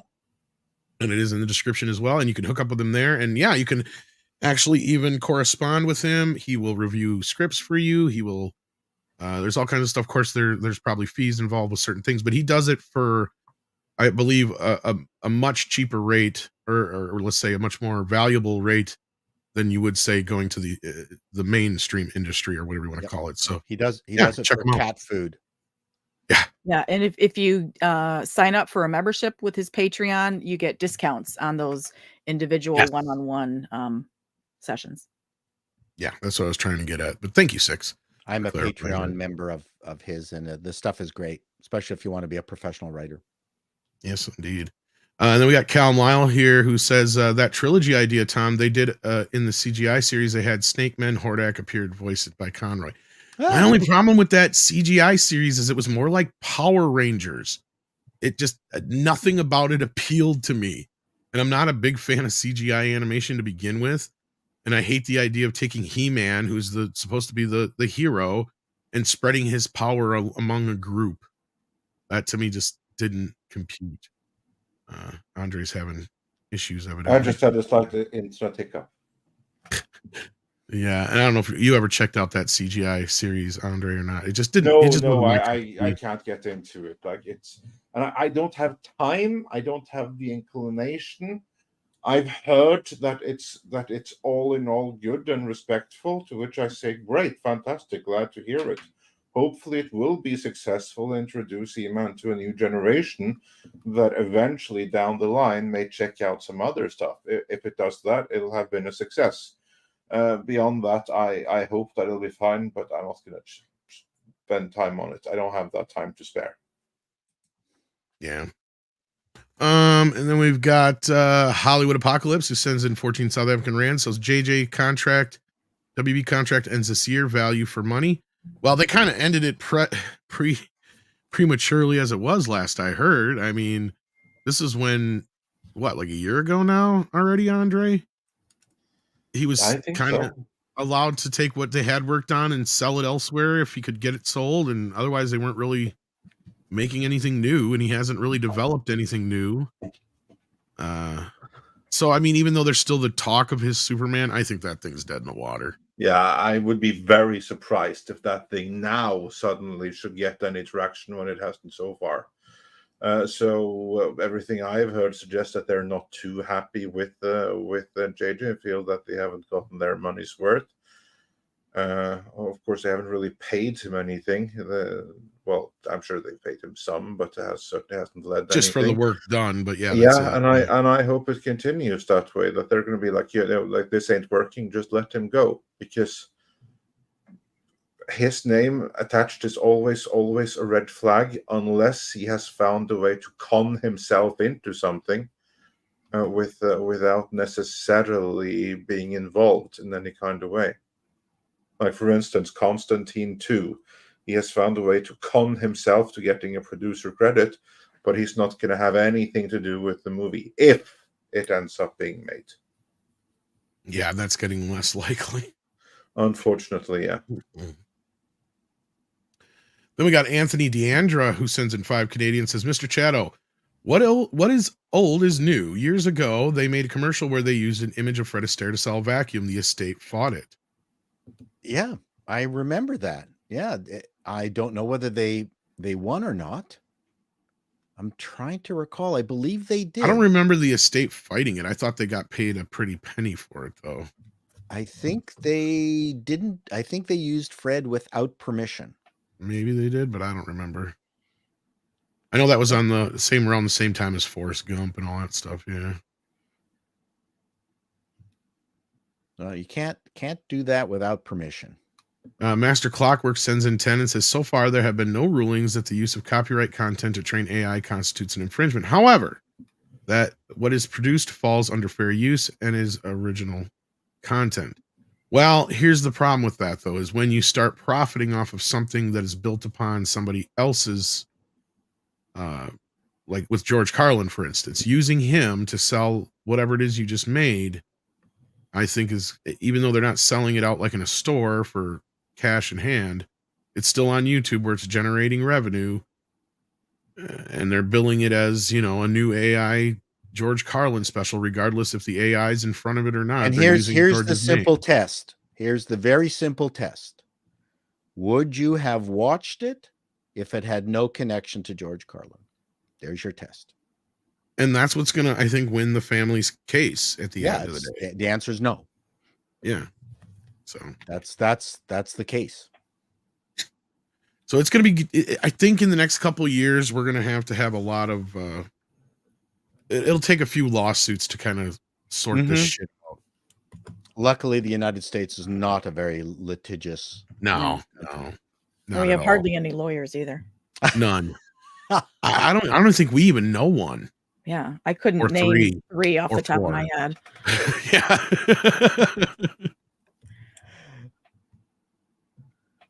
John Doe is here and been a member for a month. Well, thank you, John Doe.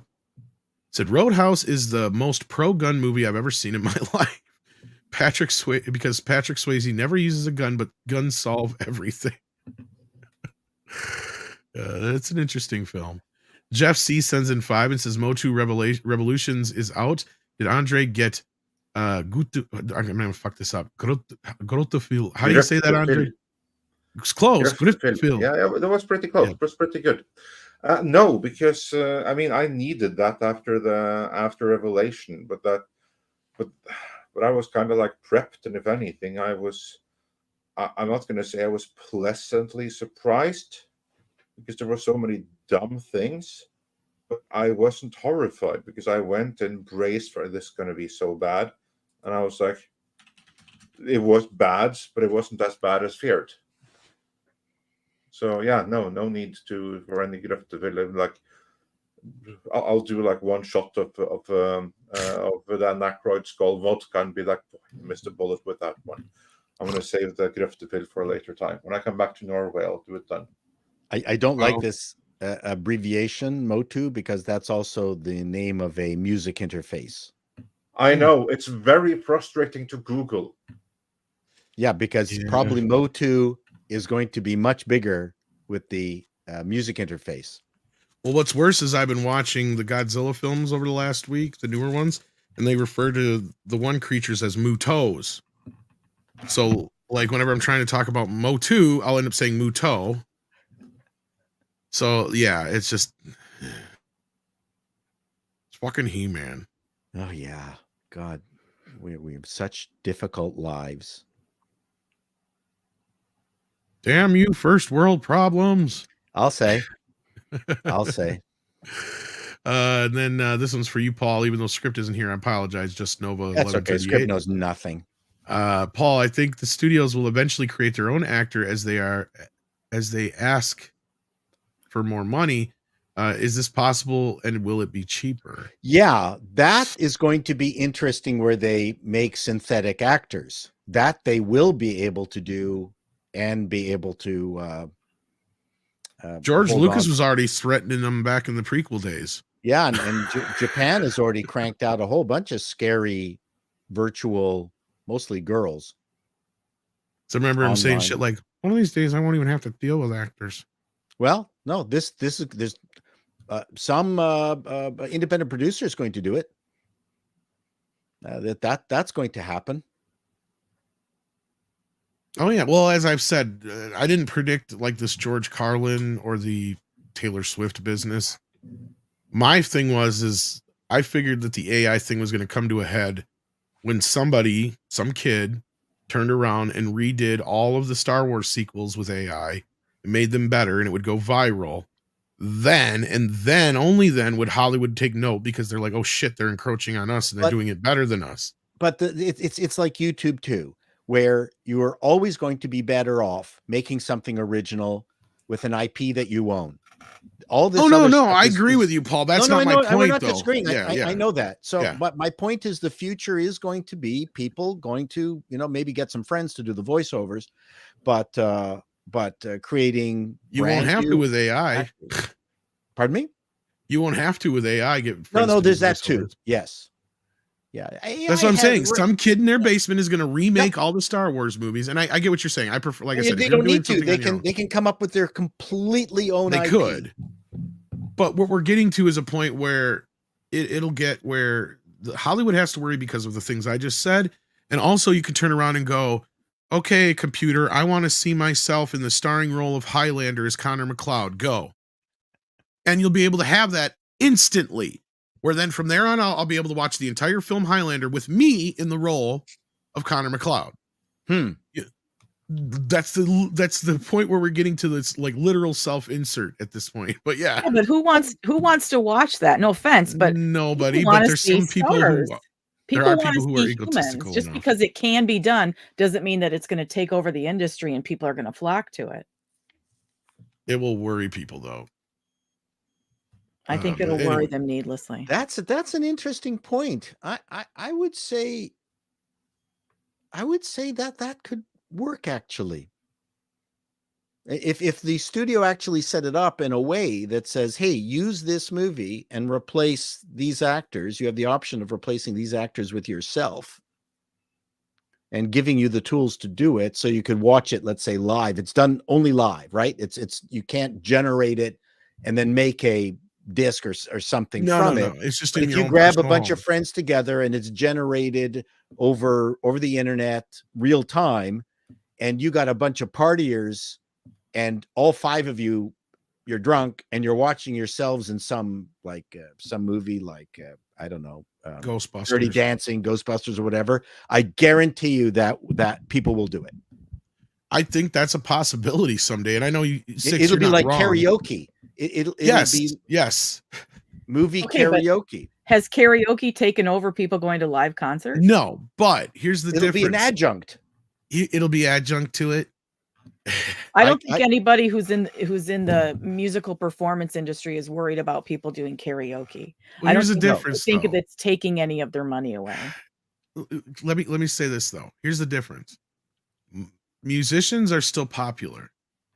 There's not most of these young kids nowadays don't really have any inception of what a real movie star is, right? Like they don't go to see a movie because a movie star's in it, except for Timothy Chalamet.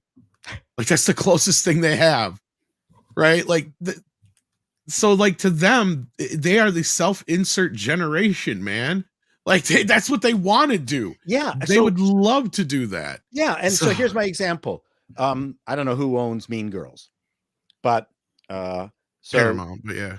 So Paramount says, on your TV right now, on Paramount Plus, you're going to have a Mean Girls party, upload a bunch of stills. Let's say we need 5 stills or whatever to do this trickery, upload it. And then in real time using AI, the voices stay the same as the original actors, but now you've got yourselves in this movie. I guarantee you, they would love doing that for a party night.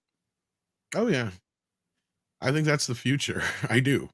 It's another product. It's an ancillary product. But I can see that being hugely popular. Watch you guys are way too young to have seen slideshows of vacation slideshows. But I know from experience that when you're going through the drudgery of clicking through slideshows, and then you got friends in the room, and suddenly they show up in their bathing suits, jumping into pools and things like that. Suddenly, they're going, yeah, look at that. Look at what Tommy did. Wow. I mean, people love seeing themselves. Oh, well, that's a memory. That's nostalgia. That's having an emotional connection. But I also, also look at the video game industry right now, right? Like what's the big controversy is every gamer wants to be able to put themselves in the game as they are in the real world. Optionally. They don't always do that. Right. Not everybody, but that's like that's the big argument right now, right? So that's my point is you can do this now. Now you can put yourself how fat and disgusting you are into the game and be all kinds of entitled like that. There are people who want to see that though, Andre. That's my fucking point. Look, six, I'm with you. Right there. I'd rather see a movie star in a movie. Right. But we're of nearly the same generation. This upcoming generation, like I'm saying, they are a different kind of kid. They're a different kind of person. Like my kid is one of that same way too. 9 times out of 10, he'd just self-insert himself into stuff. And he's not even as bad as some of these other kids are. But anyway, that's my prediction. I am predicting it now. I think you're not far off there, Paul. But he ramped that off of mine. I want some credit, damn it. No, but I made it correct and proper and good. Chuck, so I'm like God and you're like Jesus. Get over it. Chuck Henry's. Jesus existed until both of you are right. I'm right. See, Jesus made it good though. See, God was just smite-likey. God's a theory. Like, he was just all like mean and shit. And then his son was like, "No, we gotta save the people, Dad." Anyway, Chuck Henry's been a member for 15 months. Thank you for that. We appreciate that, Chuck Henry. Chuck, say hi to your dad, Buck. Name. Yeah, Buck. Big Daddy MRI sending in a very generous super sticker. Holy crap! Wow, $19.99. $19.99. $20. Partying like it's $19.99. Yeah, we're partying like it's $19.99. Yeah, it's a pear character dancing under a rain of confetti and taking his hat off to say, "You are amazing." Thank you, Six. How do you get the balloons back? I can't remember what hand thing is. I don't know what you did. Thumbs up, I think it was. No, thumbs up are the That's so cool. Put number one like you're number one. See what happens. No, nothing. Just one, not two of them. I don't remember what you used to do. Oh, the confetti. There it is. Okay, It's the confetti. Okay. Confetti is that. Okay. I don't remember what you used to do the balloons. I know. Maybe just wave your hands around.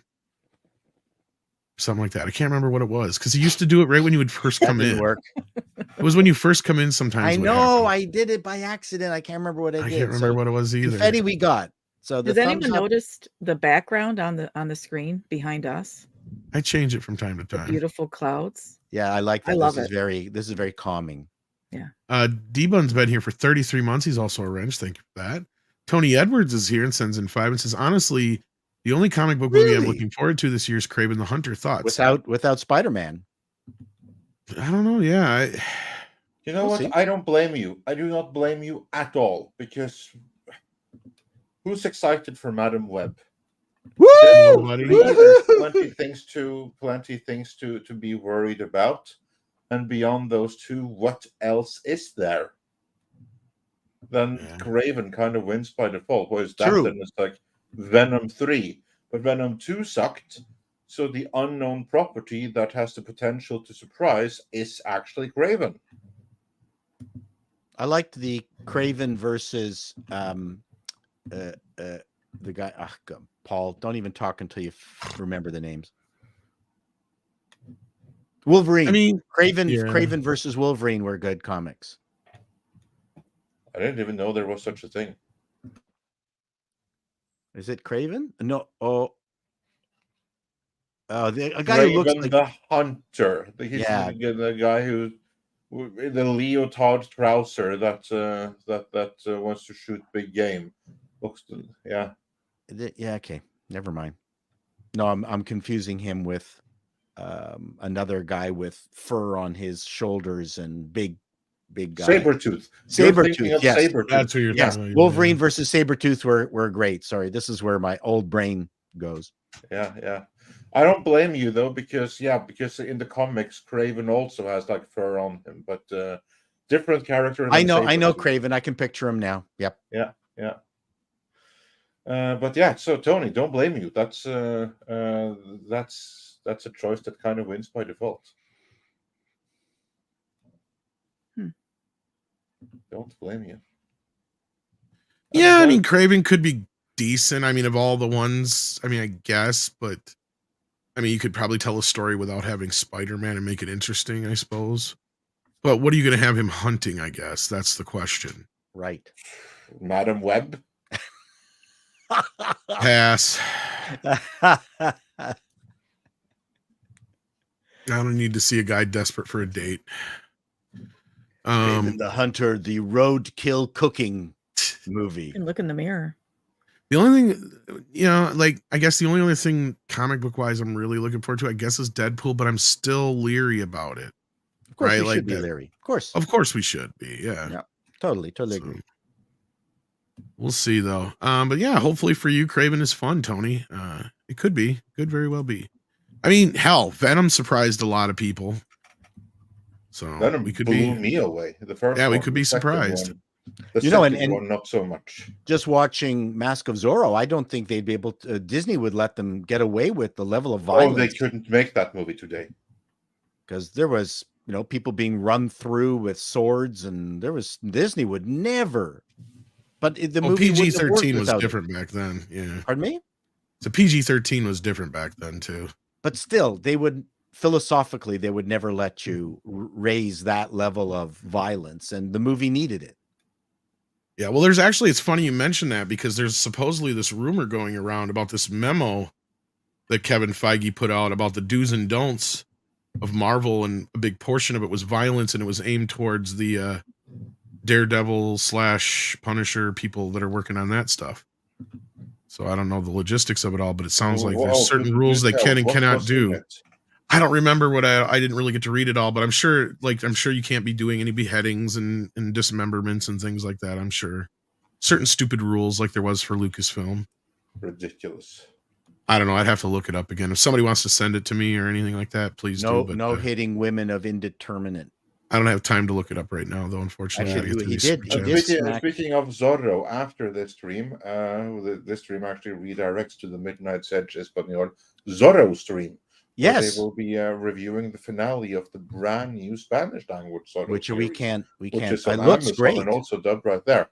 I haven't had the time to see it yet, unfortunately. It looks fantastic. Yeah, I was gonna say I've heard some things about it. Might be all right. Yeah. yeah. But we got Tommy Reviews here who sends in 5 and says, I got the Conan dual pack from Barnes & Noble on the 50% Arrow sale. Also got the 1994 Frankenstein, which pairs with great with Dracula, Hail Midnight's Edge. How did Barnes & Nobles get their Conan already? Is this the 4K or is this the old Blu-ray?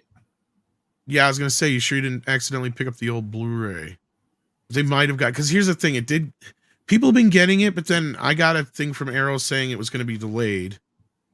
Because it was I actually got that from, too, but I'm in Norway, so never mind. Yeah, well, so it was supposed to be out. It's supposed to be out next Tuesday, but now it's going to be out.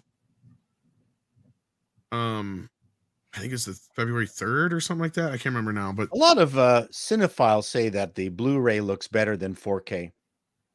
in what that depends respect? very much on the release and the processing. I can almost guarantee you that in the case of Conan, the 4K is going to look 1,000,000 times better than the Blu-ray. Okay. Because on the Blu-ray they mucked up the picture. They Oh, well, also that's did a an different edit with issue. the audio. So Well, that's a not just that. different issue. Most Blu-rays aren't even from the negative. Like, at least with these 4K remasters, as Andre's saying, I'll come back around to that. Like, they're going back to the negative 9 times out of 10, if not 9.999 times out of 10. The difference is, though, is if they fuck something up in the process. Like, for instance, when I was griping about American Graffiti, because George just plastered it with DNR, so everybody looks like plastic, and This just is kind of something that pulled out all unfortunately the James Cameron done resolution. as well. Yeah. James Cameron is rumored to have done the same thing with the upcoming 3 films: Abyss, True Lies, he and has. Aliens. He has. Yeah. There's no like. Well, we haven't seen the Blu-rays yet to see if it's the same on the Blu-rays as it is on the. I don't know why it wouldn't be. Well, there's some people saying that they have 2 different masters, one for streaming and one for the Blu-rays. So we'll see. Okay, that's interesting. So there's still hope yet then, because maybe the one for that's for streaming, that was. I'm going to stick with the DVD with the Blu-ray for all of them. Well, the sad part about True Lies is True Lies never got a Blu-ray release before, other than in Spain, and I don't think that was actually legit. I don't know, but because all those ones that were going around were either from the old that VHS HD that came out for a while there that didn't last, and that was only in 1080i, and then there was broadcast from HDNet that people had ripped, so it was like 720p up to converted to 1080i. I have to go and check, but whatever it is, it looks better than the 4K one. It may, yeah. Anyway, but we got a few more super chats here to go through, but thank you, Tommy Reviews, for that. Nicholas Horton says, Hail, I thought they could use Princess Adora because of the rights, because Desperia appears at the end with £5. They couldn't before, but that's like the thing. If the right deals are made and the right licensing and the right money changes hands, then they can. Because this is kind of like the thing. There's always a way if there's a will. Mostly the will to pay. Yeah, that's just it. Before they didn't want to spend the money. Yeah. So that's like when it's split up between different companies. But if it's a non-exclusive agreement and someone is willing to pay for both, like for instance, say that Netflix shelled out for He-Man and for She-Ra, nothing prevents them from going together. Nothing at all. Just because they are, like for instance, the one way they're completely separate is if a company buys up the rights to one, but not both, then they're completely separate when that happens. Well, and the other thing before was they had She-Ra was already licensed out to DreamWorks through their DreamWorks licensed it out to Netflix already through a different license for the cartoon.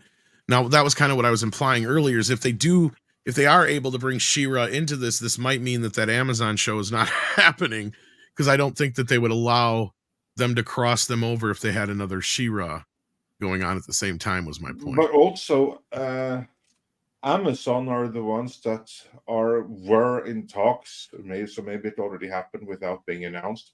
But Amazon were the ones in talks to take over the He-Man movie. So who knows what the hell kind of deals have been signed behind the scenes? Exactly.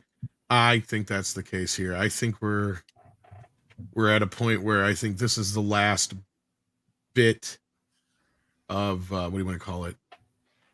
Like, this is the last hurrah for He-Man on Netflix. Like, if it had been a huge hit, maybe, but I think Netflix already knew the writing was on the wall, and I think this was already.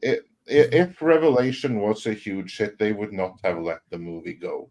They would have found a way to make it work. But when they look at the data of Revelations, they're going to be like, yeah, we're not spending more money on this. Mm-hmm. So, yeah, but I'll watch it this weekend. Yeah, I'll watch it this weekend. Paranoid Android is in the house and been a member for 13 months, says the incredible Dr. P. Owl. Paul? Dr. Paul, P-O-L, he used to have a show on Animal Planet. Oh. Very controversial substandard of care veterinarian. Oh, yeah. I see. Action Com sends in 5 and says Wednesday's Midnight's Edge episodes. Someone put their AI generated time codes next to mine. I demand Midnight's Edge give me exclusivity in writing time codes or I'll strike. Well, you already have it. It's yours. The other ones are unofficial. Yeah. They're unofficially fan-made. The official Midnight's Edge time codes, the one that's going to go into the official episode description, is from ActionCom Now and Forever. I mean, we even have it permanently. Even have it permanently in the description. Time codes by ActionCom. Yeah, I'm not even in the description, but ActionCom is. Yeah. Well, get her in there as producer. Well, we'll put your address in so people can dox you. I even give her credit on the top 5 show when she doesn't even show up. I know. I'm going to be there this Sunday. It's going to be. Well, wait till the end because Paul has to go. Yeah, we got to get through these, and I think he has. And I need to go. Is there 1 or 2 more that are for him here? I think, or are we all through those already? I think we got all for him. Yeah, if you have to run, you can now. Otherwise, all right. Well, we love you, Paul. Thank you. Love you guys too. Plug something cool. Plug something cool. Nothing today. I have nothing. I've decided 4 videos for the week was enough. And that's it. I'm just on the. In other words, I'm not getting a TV guide. It's actually I'm writing it. That's what's taking. Finally. Dun dun dun. Ooh, fall preview. Yep. It's a thick issue. Yes, it's a fat one. Look at that thing. Yeah, it is. Look at that. It's a fatty. So yep. it's going to That's happen. what they say about me. Thank you for having me on. Have a wonderful weekend, everybody. And we'll see you next week. Take care, Paul. Bye-bye. Take care, Paul. Have a good weekend. All right. So let's keep moving along here. We got DCB Titan who sends in 5. Canadian, eh? Says, is the new one Honey, I Shrunk the Box Office? Oh, starring Bob Iger alongside Kathleen Kennedy. That's a good one. That'd be a good one. Packing Protons is in the house. How you doing, buddy? Says, question for $4.99. I've always had about the shows and sign off. How did Quarrels in the Ring come about? Fun sign off. Okay. Now you're probably the dozenth or more person to ask this, but I stole it from Comics Division. And he got it from, I can't remember the name of the channel. It's like Zuropa or something like that. It's this fun animal channel. It's this guy who does like nature videos like we were just talking about, but he also does songs and stuff, but it's always comedy based, if that makes sense. Some fun stuff. I'm trying to think. So the guys in the chat, somebody will get the name. I can't think of what it is offhand. It's something. Zoo's in the title. That's all I remember. Funny channel. I got it. I'm subscribed to it. But I just can't think of the name. But yeah, that's really where it came from. And I stole it from him. And he's like, God damn it! Now I can't keep using it. Like, yeah, that's right. I stole it. Yeah. Somebody will bring it up here in the chat. We'll keep moving along, and when it pops up, I'll bring it up. We got Mr. TT in the house on the Rumble side of things. Says it's not the kids today don't have stars; they have YouTube stars, and not movie stars. Everyone who is in Five Nights, everyone who's in Five Nights at Freddy's lost their mind at the Five Nights at Freddy's streamer that was in the movie. Yeah, exactly. I mean, they're influencers. Yeah, you're right. That's an excellent point, Mr. Chuckle Trunk. They would, if they put some of these Instagram influencers in movies, then they'd be all over that. So, yeah, that's a great point. Yeah, Roadhouse with PewDiePie would be a hit. And Five Nights at Freddy's was amazing. I loved it. I'm glad you liked it. I haven't seen it yet. Yeah, and thank you, me and my monkey, Zamboomafu. That's how Zamboomafu. Yeah, that's what it's on. That's where I stole it. And they are nice enough not to claim us every episode. So thank you, Zaboomafu. Bucky Cat sends in a member chat for 10 months. Thank you for that, Bucky Cat.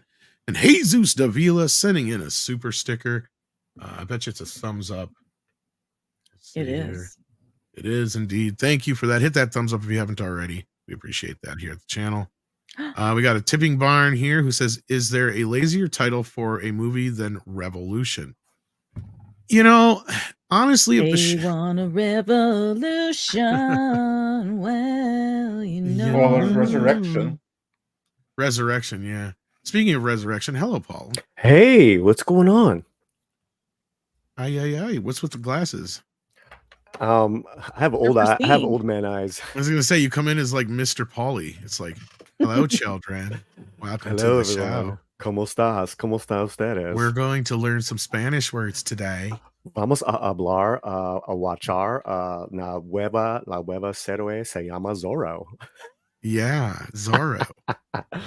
Oh, that's kind of funny, like a phonetic comedy. No, but I was just gonna say though to answer Tipping Barn here. Thank you for popping in, Pauly. But yeah, if Andre and I had gotten this show, I could work with those titles. I could even work with the plot. Neither one of those things are the problem. The problem are the people making the show and their hubris and what they think the show is about and what they think the characters are. Because you got Ted Biacelli bringing his personal bullshit to the table. And you got Kevin Smith, who's not a fan, so he doesn't sit there and go, well, that's not how it was. So you don't have anybody to fight back. He's just going, that's great, Ted. That's great, Ted. That's great, Ted. That's the problem with this show right now. So I hope this is the end. I hope you guys are right, because I think you're right. I haven't heard anything about a season 2, part 2. Oh, no, there isn't one. Yeah, it's season 3 or nothing, I think. Yeah. I think. So I don't think even the title is a problem, but I get what you're saying, Tipping Barn. I'm not going to disagree with you. Chaos Sonic 1 sends in $1 on the Rumble side and says, this is my opinion on Revolution. The damage is done and people are still mad, especially since Kevin Smith and Netflix lied for the first one, so they get what they deserve. As the Joker says, I agree with you, Chaos Sonic. Indeed, this is kind of where I'm at. It's like, why should I make the time in my schedule to even bother giving him a second chance now? What show is this? Revolution. Masters of the Universe Revelation. No, Revolution. Yeah, sorry. Oh my God. Yeah. Has he ever addressed the fact that he lied? Yes. He just blows it off. What? Oh, okay. Yeah, there's a few things out there because Kevin Smith don't know how to keep his mouth shut. He doesn't care. They don't care. He talks a lot. See, and that's what I used to love about Kevin. That he cares. Is that he was the guy that he just didn't give a shit. He would just say whatever. So 9 times out of 10, you knew if he was saying it, it was probably true. Well, he was you back in the day. Yeah. Like that's you're, what I love. You're him now. You know what I mean by that. Well, here's the thing. Here's a great example. Like if it wasn't for him, we would have never, ever got Superman Lives documentary from Schnepp. Because it was Kevin Smith going out and basically telling people that John Peters was a complete fucking wackadoo. But his takes were always so sharp and on point. Well, that's the way he presented it, right? He presented it in a way that was like stand-up almost. But I think all our guys are like that now, man. They're just, except for Tarantino, they're just goobers now. They're just like zombies of themselves now. They're just putting out garbage. They have, they now have their brand, which is their name, and that's it. That's what you were talking about earlier. It's like, you probably didn't even care who wrote it. Just put his name on it. Yeah, but that's my point, though, is back then he'd kind of be our, fly on the wall kind of point of view of Hollywood, because he was just a regular Joe back then. And I've said this before. I think the time he changed is when he moved out to LA for his wife. And I think he brought the same thing up in the chat. Yeah. Because his wife used to be a journalist. And when they got married, she moved out to Jersey because that's where his home base was. He was not an LA guy. But she kept griping and pissing and moaning that she wanted to get back out to LA. So AKA her real boyfriend. Bro, it's so weird, man. Because and ever since they went back yeah. out to LA, and that was right before Mhm. he had the heart attack and everything, and that's when everything kind of changed. And his With the kid got kid, wrapped and up into LA culture, and yeah. he's always been very pro feminist, you know, and you know her acting career never took off. You know, besides the stuff that he's casted her in, you know, I mean, but you know, Jersey people are cut from a different cloth, man, and he lost it. You know, he was always on point. It was just so funny when he remember when he subbed in for Siskel and Ebert. Yeah, I almost half-assed hoped he was going to get the spot. Right, because it was so good. Because it would have been like one of us being on the show. Right. Like that's the way I felt at that Yeah. time. But now Yeah. he's so removed from us and disassociated with us that it's just sad. But anyway, Tommy Reviews. Mm-hmm. Yeah, plus he blocked me on Twitter and YouTube. Tommy Reviews sends in $2. Says, I got the 4K dual pack and it was pre-ordered. So what you're telling me is I should buy my movies from Barnes and Noble. They have some great sales. So I think he actually got it, Andre. He's probably, yeah. Shadow Dancer the Red. Good for you. Shadow Dancer the Red Mage has been a member for 16 months. Wow, thank you. Says, I hope Abyss was abundant. Oh, sorry. What'd you say, Andre? No, that was in playback in someone else's. That was me by weird. accident. Okay, sorry about that, Andre. I hope the Abyss has abundant behind the scenes material. I wear a titanium wedding band because of that movie. I want to know about the liquid breathing fluorocarbon apparatus. The rat scene was true. Okay, well, here's what I know. They probably will carry over whatever was on the Blu-rays previously. I'm sure Cameron will throw on a few new goodies. And actually, I heard Bill Hunt caught an issue with the Blu-ray on the director's cut, and they fixed it. Because I guess they mucked up a couple lines. So I do know that he's at least seen preview copies because he glued them into something they screwed up. It's been screwed up since the original director's cut was released, I guess, on disc. So yeah. But anyway, fingers crossed that the Blu-rays look a lot better than the digital versions. That's all I've got to say. Because I haven't even peeped the digital versions. I've seen screenshots and a few clips, and I'm like, yeah, no, I'm good on that. I'm not spending that kind of money just to buy them all over again. But yeah, on that note, Andre, what do you say we get the hell out of here unless there was something else you wanted to discuss? Yeah, well, I know that Paulie has a stream upcoming here. Maybe that's what I was figuring. Yeah. Talk about. Yeah. So I'm gonna be joined with Lily 300 Mirrors and Fletcher Williams. Those guys are the new faces of Midnight's Edge Espanol. They're doing shorts every day, doing great videos. I think I'm pretty sure we're going to be doing every Friday after you guys for an hour. But this particular live is really cool because what we've done since last week for you guys is that we watched the entire season except for episode 10 of the new Zorro. We're going to watch episode 10 of the new Zorro with you guys right now. I have the Amazon Prime watch party ready. So if you don't have it, you can come and join us through my account, and we're going to watch it, and then we're going to review it. We will be doing it bilingually. So for you guys, you're doing it bilingually. yes. It's I'm bilingual, bicultural, but not. Anyways, I don't want to go. It's a lot of buys. He's all the buys except for the main one. We used to say single, bilingual, and ready to mingle. Ooh. So yeah, so there you go. So I've been hearing interesting things about this. So you're liking the show so far?